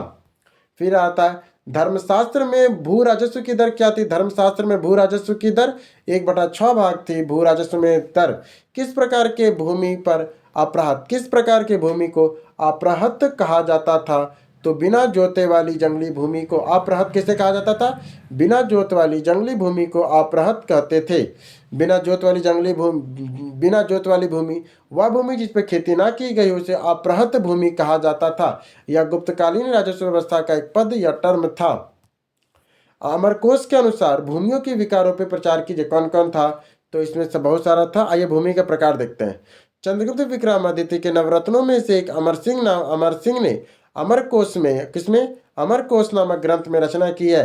अमरकोश में भूमि के 12 प्रकारों की भूमि की सूची दी गई, जिसमें शामिल है उर्वरा, जिसमें उपजाऊ भूमि, मरुस्थली भूमि, ऊसर, बंजरी भूमि, अपृहत, परती भूमि, सादरल या सादबदा, घास वाली भूमि, पाकिल, कीचड़ वाली भूमि, जल प्रायापूरम, नमी युक्त भूमि, कच्छ, दलदली जल स्रोतों के निकट की भूमि, सकरा, चीनी पत्थर और कंकड़ युक्त भूमि, और सकरा बलुआ या बालुहाई भूमि, नदी मार्तम, नदी द्वारा संचित भूमि, और देवी मात्रक, वर्षा द्वारा संचित भूमि था। प्रसिद्ध इलाहाबाद प्रसिद्धि के लेखक कौन है? तो हरिसेन है। इलाहाबाद प्रसिद्धि किसने लिखा था? हरिसेन ने लिखा था। प्रसिद्ध इलाहाबाद प्रसिद्धि के लेखक हरिसेन है। हरिसेन ने इलाहाबाद वर्तमान प्रयागराज में अशोक स्तंभ पर समुद्रगुप्त के विषयों की प्रशंसित वर्णन प्रस्तुत किया, जिसमें प्रयाग प्रसिद्धि भी कहा जाता है। इस प्रसिद्धि में हरिसेन ने स्वयं को संधि विग्रहक, कुमार गुप्तमात्य और दंड नायक बताया है। इसका तात्पर्य है कि गुप्त काल में एक व्यक्ति एक से अधिक पदों पर नियुक्त हो सकता था। निम्नलिखित में से किस वंश के शासकों ने पुराणों में श्री पर्वतीय कहा गया है? तो इच्छुक को श्री पर्वतीय कहा गया। किसे कहा गया? इच्छुक को। राजा पर्वसेन के बारे में विचार कीजिए। ये वाक्टक वंश का वास्तविक संस्थापक थे। ये वाक्टक वंश आइए पूरा डिटेल में पढ़ते हैं। वाक्टक राजवंश प्राचीन भारतीय राजवंश था, जिसने भारत के मध्य भाग में और दक्षिणी क्षेत्र में दक्षिण में 3री शताब्दी से 5वीं शताब्दी के 6ठी शताब्दी की शुरुआत तक शासन किया। इस वंश के संस्थापक विद्यासती थे। इसका उत्तरदायी प्रवसेन था, जिसके वाक्टक का वास्तविक संस्थापक कहा जाता है। प्रवसेन प्रथम के समय ही वाक्टक वंश की सीमाएं उत्तर में विंध्य क्षेत्र और वर्तमान बुंदेलखंड क्षेत्र में शामिल हुआ, लेकर दक्षिण में दक्कन वर्तमान हैदराबाद के प्रभाव में भी शामिल था। वाक्टक नरेशों को सर्वप्रथम इसने सम्राट की उपाधि भी धारण की और 4 अश्वमेध यज्ञों में वैदिक अनुष्ठानों को संपन्न किया। पुराणों में से प्रवीर कहा अतः चारों विकल्प सत्य है। तो चारों विकल्प सत्य आपको निकला ना। कौन कौन विकल्प था? पहला विकल्प था कि वह वाक्टक राजा प्रवसेन के बारे में था, या वाक्टक वंश के वार्षिक संस्थापक थे, ये भी पढ़े हम लोगों ने। इसके साम्राज्य में उत्तर में बुंदेलखंड से लेकर दक्षिण में इलाहाबाद तक फैला था, ये भी सही निकला। इसके पिता विद्यासती के उत्तराधिकारी बने थे, ये भी सही था। इसका उल्लेख पुराणों में मिलता है, क्या नाम से? प्रवर के नाम से हमको इसको पुराणों में उल्लेख मिलता है। अगला क्वेश्चन देखिए, हून राजा तोरनमाल किस अलौकिक राजा द्वारा पराजित हुए थे? तो प्रकाश धर्मन से। किसे हुए थे? प्रकाश धर्मन से हुए थे। राजा वर्धन राजवंश की स्थापना किसने किया था? तो पुष्पभूति ने किया था वर्धन राजवंश की स्थापना। कवि बान निवासी थे। किसके थे? कवि बान निवासी थे। बाणभट्ट के जन्म स्थान को लेकर विद्वानों में काफी मतभेद है, देखने मिलता है। कुछ विद्वानों के अनुसार इनका जन्म बिहार के सोन नदी के किनारे अवस्थित प्रतिकूट नामक गांव में हुआ था। कहाँ पे? प्रतिकूटा नामक गांव में। जबकि कुछ विद्वानों के अनुसार इनका जन्म उत्तर प्रदेश के कन्नौज के समीप प्रतिकूट गांव में हुआ था। बोले कुछ लोग मानता है उत्तर प्रदेश में, कुछ लोग मानता है बिहार में हुआ था। इसके पिता का नाम चित्रभानु तथा माता का नाम राजा देवी था। हर्षवर्धन के शासनकाल में चीनी यात्री ने भारत की यात्रा की थी। कौन थे वे? तो वे हेनसनांग थे। चीनी यात्री हेनसनांग ने किस विश्वविद्यालय से अध्ययन किया था? तो हेनसनांग ने कहाँ अध्ययन किया था? तो हेनसनांग ने नालंदा में अध्ययन किया था। हेनसनांग ने भारतीय यात्रा के समय सूती कपड़ों का उत्पादन के लिए कौन सा नगर प्रसिद्ध था? तो मथुरा था। सूती कपड़ों के लिए कौन प्रसिद्ध था? तो मथुरा प्रसिद्ध था। अगला क्वेश्चन आता है आपका, निम्नलिखित में से किस शासक ने हर्ष के समय असम पर शासन किया था? तो वे भास्कर वर्मन थे। हर्ष के समय भास्कर वर्मन ने असम पे शासन किया था। ठीक है। भास्कर वर्मन कामरूप असम के वर्मन राजवंश के शासक और मुकुंद माधव शर्मा के पुस्तक इंस्क्रिप्शन ऑफ एब्सोल्यूट असम में असम गजेटियर के अनुसार भास्कर वर्मन के उपरांत कुछ वर्षों तक अतिवर्मन भी शासक बना था। आइए अगला क्वेश्चन देखिए, 7वीं शताब्दी के दौरान भारत का कौन सा शासक था जो बौद्ध धर्म का संरक्षक, सांस्कृतिक गतिविधियों के समर्थन के लिए जाना जाता है? तो वो हर्ष जाना जाता है। ये 2024 का क्वेश्चन है। गुप्त वाक्टक युग के तार्किक और बहस पर ध्यान केंद्रित करते हुए भारतीय दर्शन में किस महत्वपूर्ण स्कूल का विकास हुआ है? किस महत्वपूर्ण स्कूल का विकास हुआ है? तो वो न्याय दर्शन का हुआ है। गुप्त वाक्टक युग में तार्किक तर्क बहस पे ध्यान केंद्रित करते भारतीय दर्शन स्कूल में न्याय का विकास हुआ। न्याय दर्शन के संस्थापक गौतम थे। न्याय दर्शन के अनुसार ज्ञान वैध अवैध हो सकता है। वैध ज्ञान को प्रमा और अवैध ज्ञान को अप्रमा कहा गया। वैध ज्ञान को क्या कहते हैं? प्रमा, और अवैध ज्ञान को अप्रमा कहा जाता है। अगला क्वेश्चन, निम्नलिखित में किसने पहली बार यह व्याख्या की कि पृथ्वी अपनी दूरी पर घूमने के कारण प्रतिदिन सूर्योदय और सूर्यास्त होता है? तो यह आर्यभट्ट ने कहा था। किसने कहा था? आर्यभट्ट ने कहा था। कौन समुद्रगुप्त की औषधि के अपने कार्यों के लिए जाना जाता है? तो औषधि के लिए कौन जानते थे? सुश्रुत को जाना जाता था। सुश्रुत नहीं, किसे क्या लिखा? औषधि के लिए किसे जानते थे? बहुत सारा, माने 3-4 लोग है। चलिए देखते हैं हम लोग। सुश्रुत को, किसको? सुश्रुत को सल क्रिया का जनक कहा जाता है। यह काशी के रहने वाले थे और लगभग में 1000 से लेकर 600 ईसा पूर्व तक माना जाता है। छैनिक ऋग्वेद कालीन ऋषि थे और शौनक जो थे वो ऋग्वेदिक कालीन। उन्होंने स्कंद गुप्तकालीन नाटक शल्य क्रिया में नाटक का थे। ठीक है। चूंकि चंद गुप्त काल में श्री गुप्त ने प्रारंभ था सुश्रुत के शासनकाल को। मैंने इसमें ना आंसर ई होगा, क्योंकि बहुत सारा है लोग जो अधिक औषधि के लिए कोई स्पेशल को नहीं जानते हैं, बस सुश्रुत को जानते हैं शल्य क्रिया के लिए। अब आइए, प्राचीन काल का स्थापत्य कला। बराबर की गुफाओं का उपयोग किसके आश्रय गृह के रूप में हुआ था? तो आजीविकों का हुआ था। किसका हुआ था? आजीविकों का हुआ था, बराबर की गुफा में आश्रय गृह के रूप में। अगला क्वेश्चन आता है, भारतीय कला में स्तूप चैत्य विहार का निर्माण किससे संबंधित है? तो बौद्ध धर्म से है। किससे संबंधित है? बौद्ध धर्म से है। खजुराहो का मंदिर स्थापत्य कौन सा? खजुराहो का मंदिर स्थापत्य का निर्माण में कौन सहयोगी था? तो वो चंदेल थे। खजुराहो के मंदिर स्थापत्य के निर्माण में कौन सहयोगी था? तो चंदेल शासक थे। फिर आता है, कला में गंधार शैली ने किस समय फली फूली थी? कुषाणों के समय फली फूली थी। गंधार कला शैली कहाँ फूली फूली थी? तो कुषाणों के समय फूली थी। बौद्ध के प्राचीनतम प्रतिमा किस शैली में प्राप्त होते हैं? तो वे हमें गंधार शैली में मिलता है। बौद्ध के प्राचीनतम प्रतिमा में किस शैली में प्राप्त होता है? तो गंधार शैली में होता है। अगला आता है हमारा झांसी के पास, कहाँ? झांसी के पास देवगढ़ मंदिर और इलाहाबाद प्रयागराज के पास गढ़वा मंदिर बनी मूर्तियां किस काल के महत्वपूर्ण विशेषता है? तो किस काल के महत्वपूर्ण विशेषता है? ये सब गुप्त काल की है।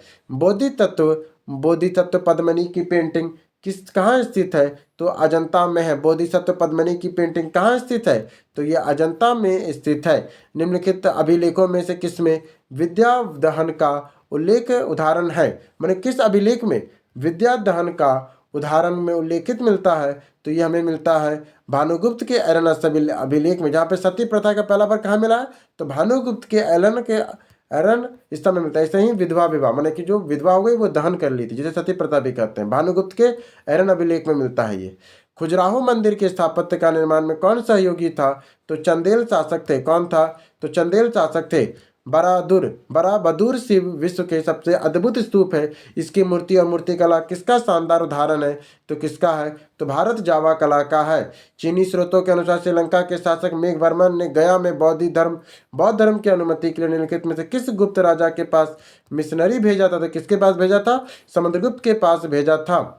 फिर आता दक्षिण भारत, चोल, चालुक्य, पल्लव और संगम युग का पढ़ेंगे हम लोग। सबसे पहले चोल वंश का संस्थापक कौन है? तो चोल वंश का संस्थापक विजयालय है। चोल वंश का संस्थापक कौन है? विजयालय है। चोल काल किसके लिए प्रसिद्ध था? तो ग्राम पंचायत, विलेज असेंबली के लिए प्रसिद्ध था। 2017 क्वेश्चन है ये। कौन मध्यकालीन भारतीय समाज में व्यापक स्तर पर स्थानीय स्वशासन के लिए प्रसिद्ध था? तो वो चोल प्रसिद्ध था। कौन था? चोल प्रसिद्ध था। कैलाशनाथ मंदिर, कौन सा? कैलाशनाथ मंदिर किस वंश ने किसके राज में बनाया था? तो पल्लव, तमिलनाडु के समय बनाया था। कैलाशनाथ मंदिर पल्लवों ने बनाया था। निम्नलिखित में से कौन सा मंदिर कांचीपुरम में स्थित है? तो आपका एकवाबरेश्वर मंदिर। कौन सा? एकवाबरेश्वर मंदिर कांचीपुरम में स्थित है। अगला आता है, तंजावुर में वृद्धेश्वर मंदिर का निर्माण किस राजा द्वारा कराया गया है? तो राजा प्रथम ने। जो तंजावुर का वृद्धेश्वर मंदिर है, इसका निर्माण किस राजा ने करवाया है? तो राजा प्रथम ने करवाया है। फिर आता है, निम्नलिखित में से चेल राजवंश की राजधानी कौन सी है? तो कुरुवर या करु है। चेल राजवंश की राजधानी कौन सा? कुरुवर या करु है। फिर आता निम्नलिखित राजवंशों में किसका उल्लेख संगम साहित्य में नहीं हुआ है? तो कदम का नहीं है, बाकी चेर, चोल और पांडव का आपको संगम साहित्य में मिलेगा। संगम साहित्य में कौन कौन था? चेर था, चोल था और पांडव। संगम युग में कौन सा? संगम युग में उरेरू किसके लिए विख्यात था? तो कपास के व्यापार के लिए महत्वपूर्ण केंद्र था। उरेरू किसके लिए विख्यात था? तो कपास के व्यापार के लिए महत्वपूर्ण केंद्र उरेरू था। दक्षिण भारत में मंदिरों के आकर्षण द्वार को क्या कहते थे? तो गोपुरम कहते थे। दक्षिण भारत में मंदिरों का आकर्षण द्वार क्या कहलाता था? तो गोपुरम कहलाता था। फिर आता है, रोमन साम्राज्य के व्यापारिक संबंध किसने स्थापित किए थे? तो चेर ने किए थे। रोमन साम्राज्य में व्यापारिक संबंध किसने स्थापित किए थे? तो रोमन साम्राज्य से तो चेर ने किए थे। रोमन साम्राज्य से व्यापारिक संबंध स्थापित किए थे। फारसी यात्री अब्दुल रज्जाक भारत के किस राजा के शासनकाल में आया? तो देवराय द्वितीय के शासनकाल में आया था। फिर आता प्राचीन साहित्य और इतिहासकारों का देखें। भारत में निम्न में से किस भारतीय दर्शन में परमाणु सिद्धांत का प्रतिपादन किया गया है? तो वैशेषिक में आपको परमाणु सिद्धांत का मिलेगा। कालिदास के कुमार संभवम में किस पौराणिक चरित्र की कहानी मिलती है? तो कार्तिकेय में मिलती है। किसमें मिलता है? कार्तिकेय में मिलती है। मुद्रा राक्षस के लेखक निम्न में से कौन है? तो विशाख दत्त है। कौन है? तो विशाख दत्त है। मैग्नास्टीज की पुस्तक का नाम क्या है? तो इंडिका है। मैग्नास्टीज की पुस्तक का नाम क्या था? तो इंडिका था। फिर आता है, इंडिका के लेखक कौन है? तो इंडिका के लेखक मैग्नास्टीज है। आइए पुस्तक और लेखक को मिलाना है। वृहत संहिता वारामिहिर है। मुसिका मनसा या मुसिका वंश अतुला या अतुल का है। राजतरंगिणी कल्हन का है। विक्रमादेव चरित्र विल्हन का है। विक्रमादेव चरित्र किसका है? तो विल्हन का है। आइए फिर से पुस्तक को मिलाना है। पहला है आपका कौटिल्य ने क्या लिखा था? अर्थशास्त्र। पाणिनि ने अष्टाध्याय, कामदक ने नीतिसार, कालिदास ने कुमार संभवम को लिखा था। कल्हन की पुस्तक का नाम क्या है? तो उसे राजतरंगिणी कहते हैं। कल्हन की पुस्तक का नाम क्या है? राजतरंगिणी है। कौटिल्य की पुस्तक अर्थशास्त्र किस विषय पर आधारित है? तो ये आपका राजनीतिक पर आधारित है। मेन ये राजनीति पर ही आधारित था। इसके बाद आता है कौटिल्य के अर्थशास्त्र में किस पहलू पे प्रकाश डाला गया है? तो राजनीतिक नीतियों पर। अर्थशास्त्र में किसे प्रकाश डाला गया है? राजनीतिक स्थितियों पे प्रकाश डाला गया है। अर्थशास्त्र नामक पुस्तक के लेखक कौन है? तो वो कौटिल्य है, जिन्होंने कौटिल्य ने लिखा है। प्राचीन इतिहास के प्राचीन मध्ययुगीन काल के राजाओं और उनके द्वारा लिखी गई रचनाओं में से सही मिलान को युग को चुनना है। तो कौन सा है? महेंद्र वर्मन ने क्या लिखा था? मत्तविलास प्रवचन को। मत्तविलास प्रवचन को लिखा था। मत्तविलास प्रवचन को महेंद्र वर्मन प्रथम ने लिखा। अमुक्त मालदेय को कृष्णदेव राय ने लिखा और रसम राग गुण सूत्रधार को राजा भोज परमाल वंश ने लिखा है। माल और मान सोलास को सोमेश्वर तृतीय ने लिखा है। पेरिपर्स ऑफ द एथियन सी, कौन सा? पेरिपर्स ऑफ द एथियन सी किसने लिखा है? तो ये अज्ञात है, इसे किसी ने एक रोमन फेलिपस ने लिखा है। ठीक है। फिर आता है पृथ्वीराज रासो, किसने लिखा है? तो चंद्रबरदाई ने लिखा है। पृथ्वीराज रासो किसने लिखा है? चंद्रबरदाई ने पृथ्वीराज रासो लिखा है। पृथ्वी रासो में पुस्तक किसके द्वारा लिखी गई है? तो चंद्रबरदाई के द्वारा लिखी गई है। स्वप्नास वासदाता के लेखक कौन है? तो भाष है। कौन है? महान कवि भाष द्वारा 13 नाटक उपलब्ध कराए गए, जिसमें 1909 में टी वसन गणपति शास्त्री ने त्रावणकोर के राज्य से प्राप्त किया था। ठीक है। फिर आता है कुमार संभवम। महाकाव्य के कवि कौन है कुमार संभवम के? तो वो कालिदास है। कुमार संभवम किसने लिखा था? तो कालिदास ने लिखा था। किरातार्जुनम पुस्तक किसने लिखा है? तो भवरी ने लिखा है। किरातार्जुनम पुस्तक किसने लिखा है? तो भवरी ने लिखा है। और उस स्रोत का नाम बताया जो प्राचीन भारत में व्यापारिक मार्गों पर मौन है, तो मिलिंद पानु पूरी तरह से प्राचीन मार्गों पे मौन है। जातक कथाएं संगम कथा में आपको मिलेगा। पाली भाषा में लिखे गए इस ग्रंथ को नागसेन और हिंद यवन शासकों मेनांडर के बीच वार्तालाप का वर्णन है, और इसे व्यापारिक मार्गों का कोई वर्णन नहीं मिलता है। हर्ष चरित्र नामक पुस्तक किसने लिखा है? तो बाण भट्ट ने लिखा है। हर्ष चरित्र को किसने लिखा है? बाण भट्ट ने लिखा है हर्ष चरित्र को। सूची 1 और सूची 2 को मिलाना है। चरक क्या थे? चरक एक चित्कर्ष थे, ब्रह्मगुप्त गणितज्ञ थे, वारामिहिर ज्योतिष थे, विशाख दत्त नाटककार थे। फिर आता है राजनीति में प्रारंभिक पुस्तक नीतिसार किसके द्वारा लिखी गई है? तो नीतिसार कामदक के द्वारा लिखी गई। नीतिसार कौन लिखा है? कामदक ने लिखा है नीतिसार को। फिर अगला आता है आपका पूर्व मध्यकाल। कनाट वंश के संस्थापक कौन है? तो नान्यदेव है। कनाट वंश के संस्थापक कौन है? नान्यदेव है कनाट वंश के संस्थापक। फिर आता है कनाट वंश का अंतिम शासक कौन था? कनाट वंश का अंतिम शासक हरि सिंह था। कनाट वंश का अंतिम शासक कौन था? हरि सिंह था। बिहार के विक्रमशिला विश्वविद्यालय के संबंध में कथनों पर विचार कीजिए कि कौन सा सही है। तो गलत आपको पता देखिए, बौद्ध धर्म की वज्रप्राण संप्रदाय फला फूला था। यहाँ खगोल विज्ञान, तर्कशास्त्र और कानून व्याकरण जैसे दर्शन भी पढ़ाए जाते थे। कहाँ का बात हो रहा है? ये सब विक्रमशिला विश्वविद्यालय की बात हो रहा है। और आपका जो विक्रमशिला विश्वविद्यालय है ना, विक्रमशिला विश्वविद्यालय महाविहार की स्थापना पाल शासक धर्मपाल ने की थी। यह बिहार के वर्तमान भागलपुर जिले में अवस्थित है। यहाँ बौद्ध धर्म के तंत्रयान शाखा कौन है? बौद्ध धर्म का तंत्रयान शाखा वज्रयान का स्वाभाविक प्रभाव है। इसके अतिरिक्त यहाँ इस विश्वविद्यालय में खगोल विज्ञान, तर्कशास्त्र, कानूनी दर्शन भी होते थे। विक्रमशिला विश्वविद्यालय प्राचीन विश्वविद्यालय की स्थापना बंगाल के किस शासक ने की थी? तो धर्मपाल ने की थी। किसने किया था? धर्मपाल ने किया था। फिर आता है विक्रमशिला विश्वविद्यालय किसके द्वारा स्थापित है? विक्रमशिला धर्मपाल के द्वारा स्थापित है। विक्रमशिला शिक्षा केंद्र के संस्थापक कौन थे? तो वे धर्मपाल थे। कौन थे? धर्मपाल थे। धर्मपाल थे। मैथिली भाषा में विकास किसके शासनकाल के दौरान शुरू हुआ था? मैथिली भाषा का विकास, मैथिली भाषा का विकास कनाट राजवंश के समय विकास हुआ। कब हुआ? कनाट राजवंश के समय।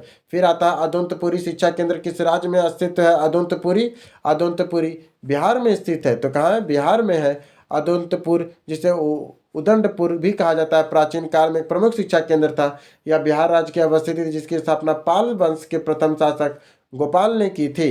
कश्मीर का अकबर के नाम से प्रसिद्ध सुल्तान कौन है? तो सुल्तान जुनैद अल्बुद्दीन है। सुल्तान जुनैद अल्बुद्दीन है, अल्बुद्दीन है। इस तरह करके हमारा प्राचीन भारत खत्म हुआ। अब हम लोग करेंगे मध्यकालीन भारत। दोस्तों अभी तक आप प्राचीन भारत कर चुके हैं, पर आपको बीपीएससी के लिए हम लोग कहेंगे कि आप पीवाईक्यू सीरीज का टेलीग्राम बोर्ड भी जरूर यूज़ कीजिए। यहाँ आपको टॉपिक वाइज और सब्जेक्ट वाइज आपको मिल जाएगा। तो चलिए अब शुरू करते हैं मध्यकालीन भारत। ये मात्र आपको 49 रुपये में भी मिल रहा है। शुरुआत में आप लोग इसका फायदा उठा। अब हम लोग करते हैं मध्यकालीन भारत का इतिहास। सबसे पहला टॉपिक, भारत पर मुस्लिम आक्रमण। सबसे पहले भारत में मुस्लिम आक्रमण का पहला टॉपिक है। पहला क्वेश्चन, भारत में मोहम्मद गौरी ने किसको प्रथम अक्ता प्रदान किया था? भारत में मोहम्मद गौरी ने किसको प्रथम अक्ता प्रदान किया था? कुतुबिन ऐबक को किया था। गौरी के विजय के बाद शीघ्र ही उत्तर भारत में अक्ता प्रथा स्थापित हुई थी। भारत में मोहम्मद गौरी ने कुतुबिन ऐबक को प्रथम अक्ता या इक्ता प्रदान किया। 1192 से 1206 तक गौरी का प्रतिनिधित्व के रूप में उत्तर भारत में विविध भागों के प्रशासन संभाला और ऐबक ने उत्तर भारत में तुर्की शक्ति का विस्तार किया था। अगला क्वेश्चन आता है, मोहम्मद गौरी गुजरात के चालुक्यों द्वारा कब पराजित हुआ? तो मोहम्मद जो गौरी था वो गुजरात के चालुक्यों द्वारा कब पराजित हुआ? तो 1178 78 में पराजित हुआ था। तो मोहम्मद गौरी ने 1178 में गुजरात के आक्रमण किया और इस समय गुजरात में अडिवाड चालुक्य शासक मूलराज द्वितीय का शासन था और उसकी विधवा माता नायक देवी ने गौरी के विरुद्ध चालुक्य सोलंकी सेना का नेतृत्व किया था। किसने किया था? नायिका देवी ने किया था। अगला क्वेश्चन आता है, अब हम लोग पढ़ेंगे दिल्ली सल्तनत का गुलाम वंश। गुलाम वंश का प्रथम शासक कौन था? तो कुतुबिन ऐबक था। गुलाम वंश का प्रथम शासक कौन था? कुतुबिन ऐबक था गुलाम वंश का प्रथम शासक। इसके बारे में आपको पता ही होगा। कुतुबिन ऐबक की राजधानी कहाँ थी? तो लाहौर थी। बहुत इंपॉर्टेंट क्वेश्चन है। कुतुबिन ऐबक की राजधानी कहाँ थी? तो लाहौर थी। 1200। इसके बाद आता है मुस्लिम शासक जिसके साम्राज्य दर उर इस्लाम में एक भाग माना जाता है, वह इल्तुतमिश है। क्या बोल रहा है? मुस्लिम शासक जिसके साम्राज्य में दरुल इस्लाम का एक भाग माना जाता था, वो कौन था? इल्तुतमिश था। इल्तुतमिश ने 1229 में बगदाद के खलीफा ने इल्तुतमिश को खिल्लत प्रदान की थी। क्या प्रदान की थी? खिल्लत प्रदान की थी। अब सल्तनत सैद्धांतिक रूप से बगदाद के खलीफा के अधीन दारुल इस्लाम का एक भाग बन गया था। किसका बन गया था? दारुल इस्लाम का। इल्तुतमिश ने बिहार में अपना प्रथम सूबेदार किसे नियुक्त किया था? मल्लिक जानी को किया था। किसे किया था? मल्लिक जानी को किया था। राजस्व के सिद्धांत और का प्रतिष्ठा शक्ति और न्याय के सिद्धांत पर आधारित था। बलबन के बारे में ये शब्द किसने कहा था? तो जियाउद्दीन बर्नी ने कहा था। बलबन के बारे में ये शब्द किसने कहा था? जियाउद्दीन बर्नी ने ये कहा था। फिर आता है प्रथम मुस्लिम शासिका जिसने शासन के सिद्धांत थ्योरी ऑफ किंगशिप को राजाओं का ईश्वरीय अधिकार सिद्धांत थ्योरी ऑफ डिवाइन राइट के समान प्रतिस्थापित किया था, वो बलबन था। किस मुस्लिम शासक ने अपने शासन के सिद्धांत को थ्योरी ऑफ किंगशिप के राजाओं का ईश्वर का अधिकार सिद्धांत theory of the divine right के सिद्धांत का प्रतिपादन किसने कह दिया? तो बलबन ने किया। सिंपल वर्ड में कहा जाए, बलबन ने कहा अब जो राजा है वही ईश्वर है। सीधा सा बात में आप समझिए, ये इल्तुतमिश ने कहा था। बलबन एक प्रथम मुस्लिम शासक था जिसने शासन सिद्धांत के राजाओं को ईश्वर का अधिकार सिद्धांत के समान प्रतिपादित किया था। इसके अनुसार सुल्तान पृथ्वी पर ईश्वर का प्रतिनिधित्व है, नियाबत एक खुदाई है और उसका स्थान पैगंबर के पश्चात है। उसका स्थान क्या है? पैगंबर के पश्चात है। राजा जिल्ले इलाहा या जिल्ले इलाही अर्थात ईश्वर का प्रतिनिधि है और उसका पुत्र बुगर खां ने कहा था सुल्तान का पद निरंकुशता का सजीव प्रतीक है। फिर आता है आपका जिल्ली अल्लाह, जिल्ली इलाहा शब्द का प्रयोग सबसे पहले किसके द्वारा किया गया? तो बलबन के द्वारा किया गया था। जिल्ली इलाहा का शब्द किस दिल्ली सल्तनत में रक्त और लौह की नीति को अपनाया था? तो ये बलबन ने अपनाया था। रक्त और लौह की नीति को किसने अपनाया था? तो बलबन ने अपनाया था। तो तुगरील खां ने किसके शासनकाल के दौरान विद्रोह किया था? बलबन के शासनकाल के दौरान विद्रोह किया था। किसने? तुगरील खां ने। फिर आता है आपका, इनमें से किसने भारत में फारसी त्यौहार नौरोज की शुरुआत की थी? तो बलबन ने नौरोज की शुरुआत की थी। किसने किया था? बलबन ने नौरोज की शुरुआत की थी। अब आइए खिलजी वंश। खिलजी वंश का प्रथम शासक कौन था? तो जियाउद्दीन खिलजी था। कौन था? जियाउद्दीन खिलजी था। अलाउद्दीन खिलजी का प्रथम तुर्क सुल्तान, जिसने धर्म को राज्य के अधीन लाने और ऐसे घटकों के परिचय कराने का श्रेय जाता है जो सैद्धांतिक रूप से राज्य के धर्मनिरपेक्ष बताते थे। यह शब्द किसने लिखा है? तो एल श्रीवास्तव ने लिखा है। किसने लिखा है? एल श्रीवास्तव ने लिखा है। जब उसने राजसत्व किंगशिप का प्राप्त किया तो वह शरीयत के नियमों और आदेशों से पूर्णतः स्वतंत्र था। बर्नी ने यह कथन किस सुल्तान के बारे में कहा है? तो अलाउद्दीन खिलजी के बारे में कहा है। किसके बारे में कहा है? अलाउद्दीन खिलजी के बारे में कहा है। अलाउद्दीन खिलजी के प्रसिद्ध सेनापति और किसकी मंगोलों के विरुद्ध लड़ते हुए मृत्यु हो गई थी? तो जफर खां का लड़ते हुए मृत्यु हो गई थी जफर खां का। अलाउद्दीन का प्रसिद्ध सेनापति जफर खां मुगलों के विरुद्ध लड़ता हुआ मारा गया था, जो समय के श्रेष्ठ और साहसी सेनापति था। रानी पद्मिनी का नाम अलाउद्दीन के चित्तौड़ विजय के जोड़ा जाता है। उसके पति का नाम क्या है? तो राणा रतन सिंह है। क्या है नाम? पति का नाम राणा रतन सिंह है। इसके बाद आता है, अलाउद्दीन खिलजी के आक्रमण के समय चित्तौड़ का शासक कौन था? तो राणा रतन सिंह था। कौन था? राणा रतन सिंह था। फिर आता है, अलाउद्दीन खिलजी के आक्रमण के समय देवगिरी का शासक कौन था? तो रामचंद्र देव था। देवगिरी का शासक कौन था? रामचंद्र देव था, देवगिरी का शासक था। किस सुल्तान के काल में खालिसा भूमि अधिक पैमाने पर विकसित हुई थी? तो अलाउद्दीन खिलजी के समय खालिसा भूमि अधिक पैमाने पर विकसित हुई थी। किस सुल्तान ने जमीन में फसल की नपाई का आधा राजस्व के रूप में दावा किया था? अलाउद्दीन खिलजी ने फसल की नपाई में आधा राजस्व के रूप में दावा कर दिया था अलाउद्दीन खिलजी ने। फिर आता अलाउद्दीन खिलजी द्वारा द्वार समुद्र के विजय के लिए किससे नियुक्त किया गया था? द्वार समुद्र के विजय के लिए किसे नियुक्त किया गया था? मलिक काफूर को द्वार समुद्र के विजय के लिए नियुक्त किया था। निम्नलिखित में से किस सुल्तान ने निजामुद्दीन औलिया के भेंट करने से इनकार कर दिया था? तो जलाउद्दीन खिलजी ने। क्या बोल रहा है? निम्नलिखित में से किस सुल्तान ने निजामुद्दीन औलिया ने भेंट करने से इनकार कर दिया था? तो जियाउद्दीन खिलजी के बारे में कहा जाता है ये। फिर आता है, सल्तनत में सार्वजनिक वितरण प्रणाली किसने प्रारंभ किया था? तो सार्वजनिक वितरण प्रणाली अलाउद्दीन खिलजी ने प्रारंभ किया था। किसने किया था? अलाउद्दीन खिलजी ने प्रारंभ किया था। मलिक काफूर को 1000 दिनारी के नाम से जाना जाता है। यह किसने इसे खरीदा था? तो नुसरत खान ने खरीदा था। मलिक काफूर को 1000 दिनारी के नाम से जाना जाता है। इसको किसने खरीदा था? तो नुसरत खान ने खरीदा था। प्रसिद्ध इतिहासकार एस.एल. लाल की पुस्तक हिस्ट्री ऑफ खिलजी के अनुसार 1229 में अलाउद्दीन खिलजी के गुजरात अभियान के दौरान सेनापति नुसरत खान ने एक प्रसिद्ध बंदरगाह क्या बेखंबात पर हमला किया। इस अभियान में से प्रचुर मात्रा में सोना, चांदी, रत्न मिले और कई कीमती वस्त्र मिले। इसी दौरान नुसरत खान के दास मलिक काफूर के हाथ लगा। मलिक काफूर ने नुसरत खान को अपने मालिक से छीन लिया। चूंकि मालिक काफूर के मालिक ने उसे 1000 दिनार में खरीदा था, इसलिए से मलिक काफूर को 1000 दिनारी भी कहा जाता है। इसमें से किसने खलीफा की शक्ति का विरोध किया था? खलीफा की शक्ति का विरोध किसने किया था? तो खलीफा की शक्ति का विरोध किसने किया? विकल्पगत हो कि सल्तनत में खलीफा की शक्ति का विरोध नहीं किया था। इल्तुतमिश ने खलीफा को से मान्यता प्राप्त की थी, परंतु बंगाल के सुल्तान गयासुद्दीन ने भी खलीफा की मान्यता प्राप्त की थी। जिस पर आक्रमण कर इल्तुतमिश ने एक तरीके से खलीफा की सत्ता का भी विरोध किया था। फिर आता है, अलाउद्दीन खिलजी, बलबन और मोहम्मद बिन तुगलक सभी व्यावहारिक रूप से स्वतंत्र शासक थे, लेकिन इन्होंने खलीफा की शक्ति और सत्ता का विरोध नहीं किया था। केवल मुबारक खिलजी ने, कौन? मुबारक खिलजी ने जो स्वयं को खलीफा घोषित किया था सलीफुर्तरा की उपाधि धारण किया था। इस तरह से उसके खलीफा का सत्ता का विरोध किया था। किसने किया था? पूरी तरीके से मुबारक खिलजी ने किया था। किसने किया था? और यहाँ पे मुबारक खिलजी का नाम नहीं है, इसलिए यहाँ पे ई ले लिया था। अब आता है तुगलक वंश। निम्नलिखित में से तुगलकों को किसने सबसे अधिक समय तक शासन किया था? तुगलकों में सबसे अधिक समय तक शासन किसने किया था? बहरौन लोदी ने किया था। दिल्ली सल्तनत में 4 शासकों के शासन के लिए माना जाता है। अलाउद्दीन खिलजी का 20 वर्षों तक, मोहम्मद बिन तुगलक का 26 वर्षों तक और जियाउद्दीन बरनी का 20 से 21 वर्षों तक था।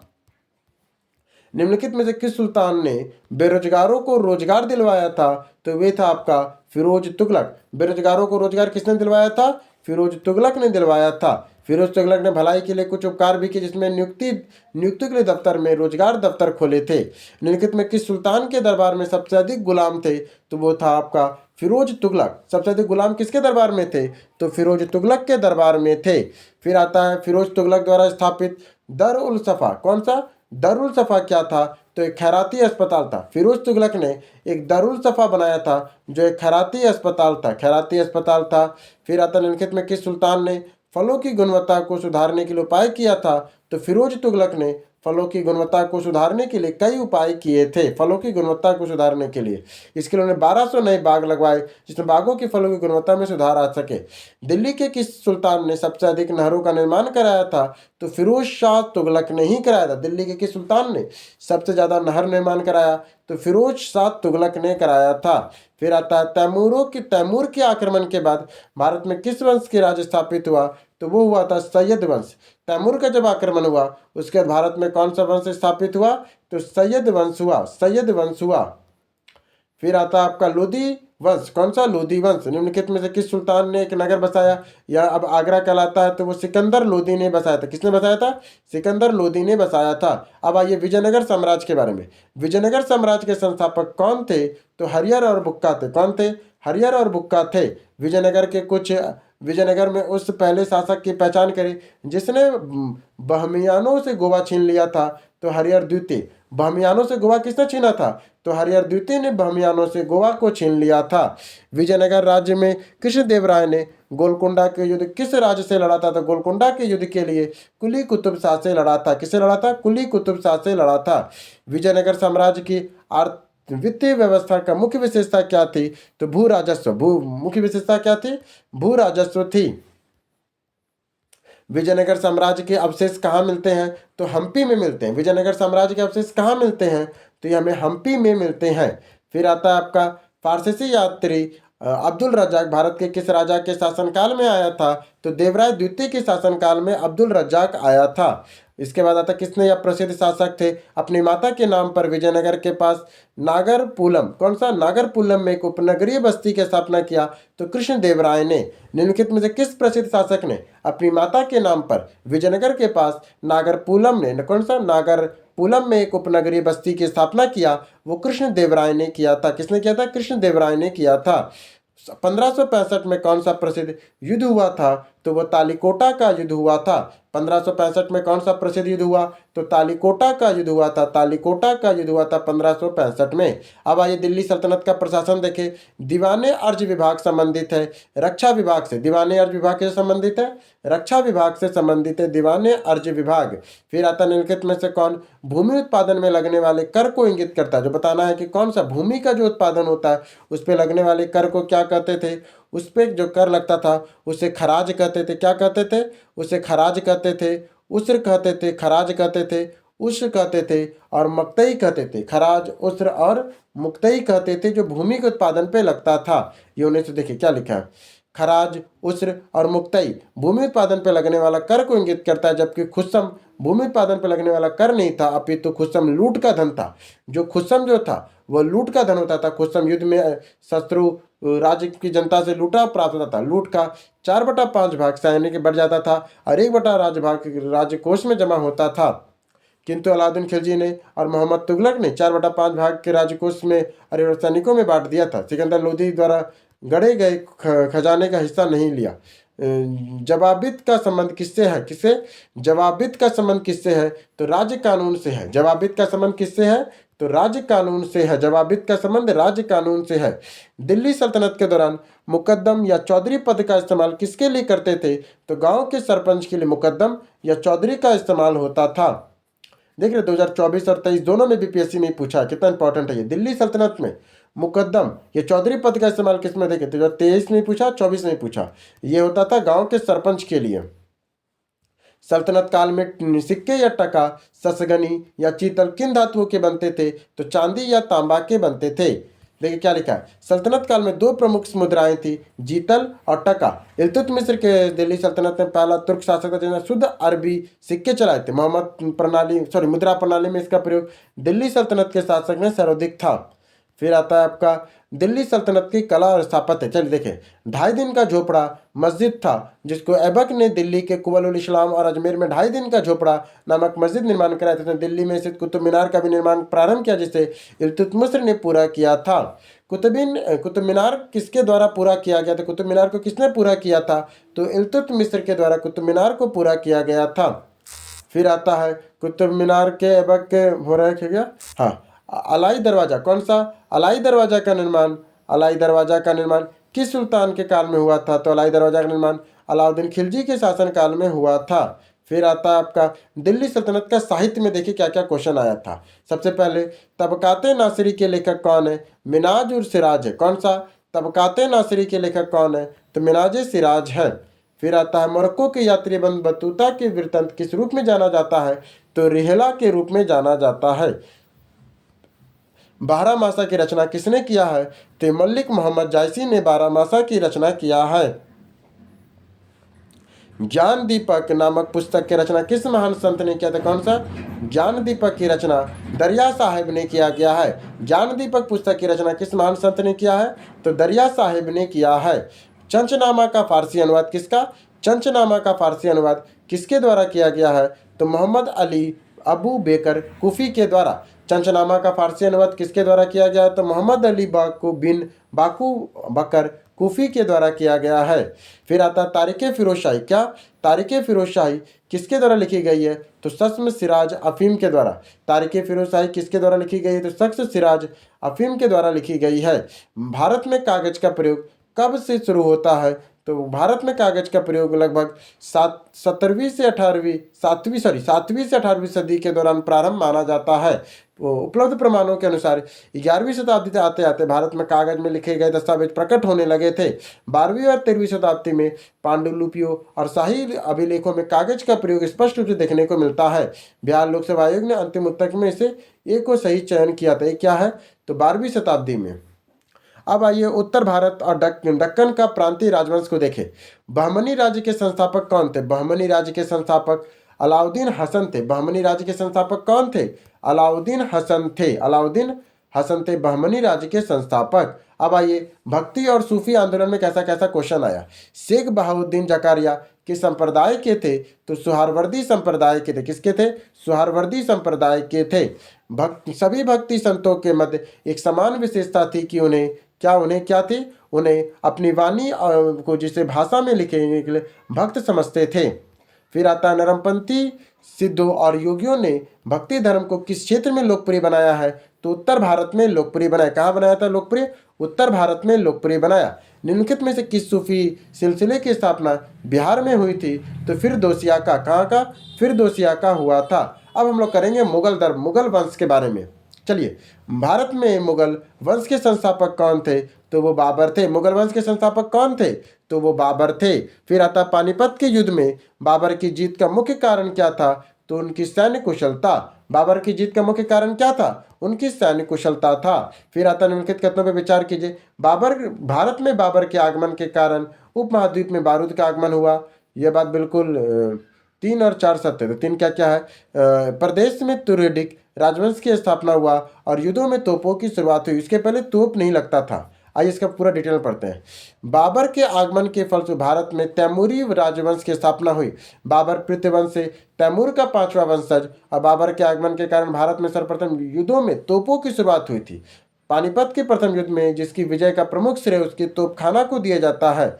उस्ताद अली और मुस्तफ़ा नामक तुर्की तोपची की सहायता से एक अच्छा तोपखाना तैयार किया गया था। भारतीय उपमहाद्वीप में बारूद का आगमन बाबर के भारत आने से पूर्व हो चुका था। चूंकि वास्तुकला के क्षेत्र में मेहराब गुंबद का प्रयोग तुर्कों के आगमन के पश्चात ही प्रारंभ हो गया था, अतः कथन 1 और 2 गलत है और 3 और 4 सत्य है। बाबर तोप लाया था, बारूद नहीं लाया था। हुमायूं और शेर शाह। किसने हुमायूं किसने इनमें से किसने हुमायूं को यह प्रस्ताव दिया कि यदि उसे बंगाल पर अधिकार करने दिया गया तो बिहार को संपित कर देगा और 10 लाख रुपए दिनार के वार्षिक श्रद्धांजलि अर्पित करेगा? ये शेर खान ने कहा था। किसने कहा था? शेर खान ने कहा था। बंगाल अभियान में शेर खान ने हुमायूं को यह प्रस्ताव दिया कि बिहार हुमायूं को सौंप देगा यदि उसे बंगाल पर अधिकार कर दिया जाए, और 10 लाख दिनार वार्षिक श्रद्धांजलि भी अर्पित करेगा। उस शासक की किन इन शासकों में से किसने अपनी सैन्य टुकड़ियों को 200, 250, 500 की इकाइयों में विभाजित किया था? तो ये किसने किया था? 200, 250 और 500 विभाजित। इस्लाम शाह शेरशाह का पुत्र था। इस्लाम शाह ने पूरे उत्तर भारत में लगभग 8 वर्षों तक शासन किया। उसकी मृत्यु लगभग 1553 में हुई। इस्लाम शाह ने अपने सैन्य टुकड़ियों के 50, 250, 200, 250 और 500 की टुकड़ियों में विभाजित किया था। इस्लाम शाह ने किया था। इस्लाम शाह का नाम नहीं इसलिए, इस्लाम शाह ने किया था। संभवतः शेरशाह के समय ही सैन्य विभाजन की प्रणाली प्रचलित थी, इसलिए बिहार लोकसेवा आयोग ने ई माना। ओहो, क्योंकि शेरशाह भी ये प्रचलित किया था और इस्लाम शाह ने भी किया था, इसी के लिए बीपीएससी ने इसको ई को आंसर मान लिया। आइए देखिए, चुनाव हुमायूं के चुनार दुर्ग पर प्रथम बार आक्रमण कब किया गया था? तो 1532 में किया गया था। फिर आता है, निम्नलिखित में से किसने अपने बंदरगाह पर पति के मकबरे का निर्माण कराया था? तो पति के मकबरे का निर्माण किसने कराया था? तो वो हाजी बेगम ने कराया था। निम्नलिखित में से किसने अपने बादशाह पति के लिए मकबरे का निर्माण कराया? तो हाजी बेगम ने कराया था। किसने कराया था? हाजी बेगम ने कराया था। फिर आता हुमायूं द्वारा लड़े गए 4 प्रमुख युद्धों की तिथि अनुसार सही अलंकृत क्रम क्या बताए? कौन कौन हुमायूं द्वारा कौन कौन लड़ा गया था? देवरा का युद्ध, चौसा का युद्ध, कन्नौज का युद्ध, सरहिंद का युद्ध। कौन कौन था हुमायूं के द्वारा? पहले वो देवरा लड़ा, फिर वो चौसा का लड़ा, फिर कन्नौज लड़ा, फिर लास्ट में वो सरहिंद का युद्ध लड़ता है। यहाँ देखिए, देवरा 1532 में गोमती नदी के तट पर देवरा का युद्ध करता है। 1539 में हुमायूं पराजित होता है और शेरशाह के प्रतिष्ठानों में 40 में कन्नौज का। सिंपल रैग में कहा जाए तो देवरा का युद्ध 1532 में होता है, चौसा का 1539 में, कन्नौज 1540, देवरा 1532 में, चौसा 1539 में, कन्नौज 1540 में, सरहिंद 1555 में वो लड़ता है। निम्नलिखित में से किस सुल्तान ने पहले किस सुल्तान ने पहले हजरत आला की उपाधि अपनाई और बाद में सुल्तान की? वो शेरशाह सूरी था। इसने पहले हजरत आला की उपाधि अपनाई और बाद में इसने सुल्तान की उपाधि अपनाई थी। शेरशाह का मकबरा कहाँ स्थित है? तो सासाराम, बिहार में आपको मिलेगा। आपको ये जब्ती प्रणाली किसकी उपज है? तो शेरशाह की प्रणाली, जब्ती प्रणाली शेरशाह की उपज थी। निम्नलिखित में से किस शासक ने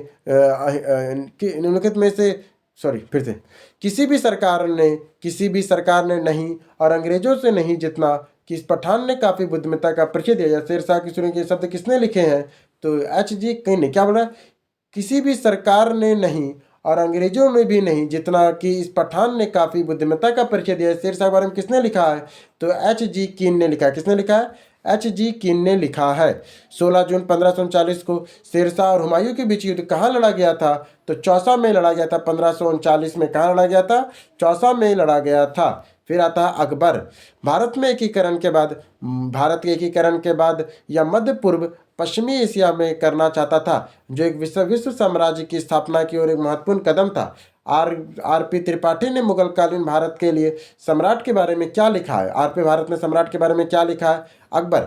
RP त्रिपाठी मुगलकालीन सम्राट अकबर के बारे में यह लिखते हैं कि भारत के एकीकरण के बाद वह मध्य पूर्व और पश्चिमी एशिया में एकीकरण करना चाहता था, जो विश्व साम्राज्य की स्थापना में एक महत्वपूर्ण कदम था। फतेहपुर सीकरी, कौन सा? फतेहपुर सीकरी स्थित प्रसिद्ध बुलंद दरवाजा जामा मस्जिद में कौन सा प्रवेश द्वार है? तो दक्षिण में है। क्या लिखता है? फतेहपुर सीकरी स्थित प्रसिद्ध बुलंद दरवाजा जामा मस्जिद का दक्षिणी प्रवेश द्वार है। फतेहपुर सीकरी जामा मस्जिद के निर्माण मुगल शासक अकबर ने करवाया था। फिर आता है आपका हल्दी घाटी का युद्ध। हल्दी घाटी के युद्ध में महाराणा प्रताप की सेनापति कौन था? तो हकीम खान था। सेनापति कौन था? हकीम खान था। निम्नलिखित में से किस मुस्लिम शासक ने तीर्थयात्रा कर समाप्त कर दिया था? तो अकबर ने तीर्थयात्रा कर को समाप्त कर दिया था। अकबर ने मुगलों और अकबर ने बंगाल और बिहार पर मुगल साम्राज्य मिला लिया था 1576 में। अकबर ने बंगाल और बिहार को मुगल साम्राज्य में कब मिलाया था? 1576 में अपन मिला लिया था।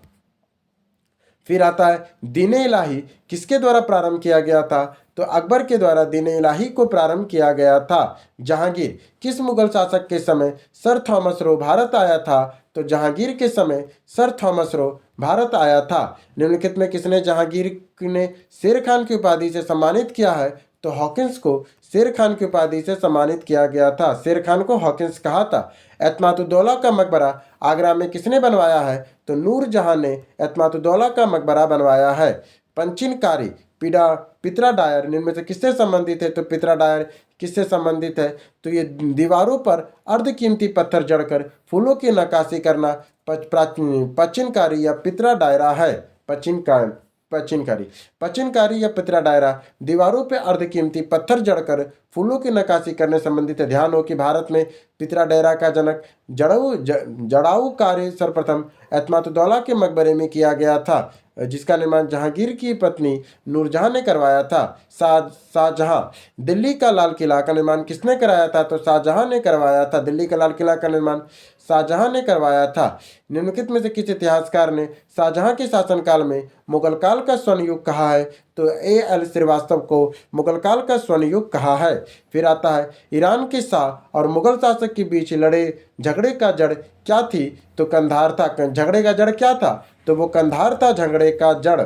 इसके बाद औरंगजेब द्वारा चलाए गए जिहाद का अर्थ क्या होता है? दारुल इस्लाम। जिहाद का अर्थ क्या होता है? दारुल इस्लाम होता है। जिहाद का अर्थ दारुल इस्लाम होता है। सर्वप्रथम किस मुगल शासक ने ब्रिटिशों के विरुद्ध संघर्ष किया था? तो औरंगजेब ने ब्रिटिशों ने औरंगजेब के विरुद्ध संघर्ष किया था। अब आइए मुगलकालीन प्रशासन को देखें। मध्यकाल में बटाई शब्द का अर्थ क्या है? तो लगान निर्धारण का तरीका। मध्यकाल में लगान निर्धारण का तरीका क्या है? तो बटाई होता है। फिर आता है दो अस्पा और सिंह अस्पा प्रथा किसने शुरू किया था? तो जहांगीर ने शुरू किया था। दो अस्पा और सिंह अस्पा प्रथा किसने शुरू किया था? तो जहांगीर ने शुरू किया था। मुगल प्रशासन का मुहतसिब था कौन है? तो लोक आचरण का अधिकारी। मुगल प्रशासन में मुहतसिब कौन था? तो लोक आचरण का अधिकारी को मुहतसिब कहते थे। फिर आता है मुगल प्रशासन में मददे मस्क। कौन सा? मुगल प्रशासन में मददे मस्क इंगित करता है विद्वानों को दी जाने वाली राजस्व मुक्ति अनुदान भूमि को मददे मस्क कहते थे। विद्वानों को जो पढ़ा लिखा माने जो विद्वान होता था उसे ही मददे मस्क राजस्व मुक्त भूमि दी जाती थी। मुगल प्रशासन में मुख्य काजी कौन सा? मुगल प्रशासन में मुख्य काजी था कौन था? तो मुख्य न्यायाधीश। मुख्य काजी को ही हम लोग मुख्य न्यायाधीश भी कहते थे। मध्यकालीन भारत में मनसबदारी व्यवस्था को लागू की गई थी। मनसबदारी व्यवस्था किसने किया था? सैनिकों की सुगमता के भर्ती हेतु मनसबदारी प्रथा को शुरू किया गया था। देखिए 5 और 19 दोनों में आया है। ये मैंने प्रीवियस ईयर क्वेश्चन जरूर आता है, तो इसको आपको ना MCQ भी लगाना चाहिए। मुगलकालीन संगीत और चित्रकला किस मुगल शासक को चित्रकारी के कारखाने बनाया था? तो जहांगीर ने कारखाना बनाया था। देखिए क्या लिखा है, हुमायूं ने, बहुत सारे लोगों ने भी बनाया था ना। हुमायूं की चित्रकारी का कारखाना निगरखाना था, जबकि अनु मंजू की पुस्तक a critical study of Mughal painting and drawing Akbar raising के अनुसार तस्वीर खाना बनाया था। मतलब बहुत सारा बादशाहों ने बनाया था, इसी कारण इसको बी माना। बिहार लोक सेवा आयोग ने इसका उत्तर बी माना। तो किसका? अकबर के समय। पूछेगा कि किस मुगल शासक ने चित्रकारी का अकबर को माना कारखाना बनवाया था? तो अकबर ने माना था। BPSC ने इसका उत्तर अकबर को माना था। दास्ताए अमीर हंजा चित्रांकन किसके द्वारा किया जाता है? क्या है? दास्ताने अमीर हंजा चित्रकान किसके द्वारा किया गया है? तो दास्ताने अमीर हंज का चित्रकान किसने किया है? तो ये किया है आपका मीर अहमद अली ने किया है। मीर अहमद। अकबर ने अपने अनेक ग्रंथों में चित्रित कराया था, जिसमें सर्वप्रथम दस्ताए अमीर हज्जा हजमनामा के स्रोतों में है, जिसे मीर सैयद अली ने किया था। BPSC ने मीर सैयद अली को आंसर माना है। यूरोपीय चित्रकारी यूरोपीय पेंटिंग में प्रवेश किसके दरबार में हुआ था? अकबर के दरबार में हुआ था। यूरोपीय चित्रकारी का प्रवेश किसके दरबार में हुआ? अकबर के दरबार में हुआ था। दसवंत और बसावन प्रसिद्ध चित्रकार किस मुगल सम्राट के दरबारी थे? तो अकबर के थे। इतना इतना चित्रकार हो तो कारखाना कहाँ नहीं बनाएगा। दसवंत और बसावन प्रसिद्ध चित्रकार मुगल सम्राट के राज दरबारी थे, तो अकबर के दरबारी थे। किसके थे? तो अकबर के दरबारी में थे। मुगल चित्रकार के किसके नेतृत्व में शीर्ष बिंदु पर था? तो ये पहुंचा था शीर्ष बिंदु पे। किस शीर्ष बिंदु पूछ रहा है? तो जहांगीर के समय ये शीर्ष बिंदु पे पहुंच गया था मुगल चित्रकार। फिर आता है अगला क्वेश्चन है, मुगलकालीन साहित्य का निम्नलिखित में से कौन सी एक तुलसीदास द्वारा नहीं लिखी गई है? तो कौन कौन लिखा है? गीतावली तुलसीदास ने लिखा है, विनय पत्रिका को भी लिखा है, कविता वाली को भी लिखा, पर साहित्य लहरी को नहीं लिखा है। कविता गीतावली, विनय पत्रिका, कवितावली सूरदास ने किया, सॉरी तुलसीदास ने किया है, जबकि साहित्य लहरी को सूरदास ने लिखा है। हुमायूंनामा की रचना किसने किया है? तो गुलबदन बेगम ने किया। किसने किया है? गुलबदन बेगम ने किया है, जो फारसी भाषा में लिखा गया है। तबकाते अकबरी क्या है? तबकाते अकबरी, जिसे कभी कभी अब्दुल फजल ने अकबरनामा से अधिक विश्वसनीय माना जाता है, किसके द्वारा लिखा गया? तबकाते अकबरी ये लिखा है निजामुद्दीन अहमद के द्वारा। किसके द्वारा? निजामुद्दीन अहमद के द्वारा। तबकाते अकबरी की रचना निजामुद्दीन अहमद द्वारा की गई है। मुगलकालीन इतिहास को जानने की इच्छा रचना में महत्वपूर्ण भूमिका यह निभाता है। तबकाते अकबरी निजामुद्दीन अहमद ने लिखा है। आईने अकबरी कौन सा? आईने अकबरी किसके द्वारा लिखी गई है? तो अब्दुल फजल के द्वारा आईने अकबरी लिखी गई है। फिर आता है फुर्सत ए आलमगिरी। क्या बोल रहा है? फुर्सत ए आलमगिरी किसके द्वारा लिखी गई है? तो ईश्वरदास नागर के द्वारा फुर्सत ए आलमगिरी लिखी गई है। फिर आता है तुझके बाबरी। कौन सा? तुझके बाबरी किस भाषा में लिखी गई है? तो तुर्की भाषा में लिखी गई है, तुझके बाबरी। फिर आता है मुगल काल का विविध। चलिए मुगल काल का विविध को इसको मिलाते हैं। बाबर का पुत्र कौन था?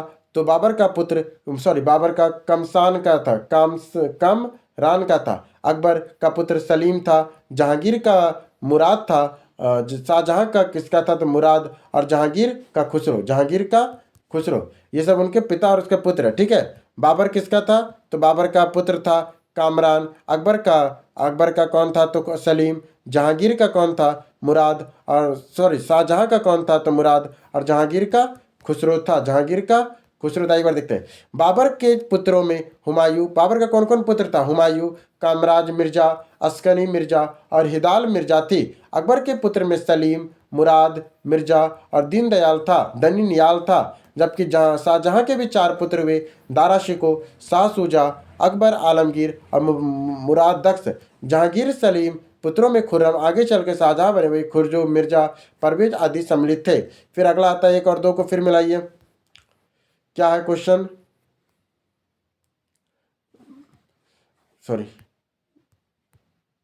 पहला क्वेश्चन है आपका, काबुली बाग मस्जिद कहाँ बना है? तो बाबर का है। काबुली बाग मस्जिद बना है बाबर के लिए। 2.5 दिन का झोपड़ा कुतुब ऐबक का है। इलाहाबाद का किला अकबर का है। एतमादुद्दौला का मकबरा नूरजहां का है। फिर आता है आपका निम्नलिखित में किस युद्ध में के बाद विरोधियों को सही उल्लेख नहीं है? किस युद्ध में विरोधियों का सही उल्लेख नहीं है? तो किस युद्ध में है? तो हल्दी घाटी का युद्ध महाराणा प्रताप और अकबर के बीच, सही बात है।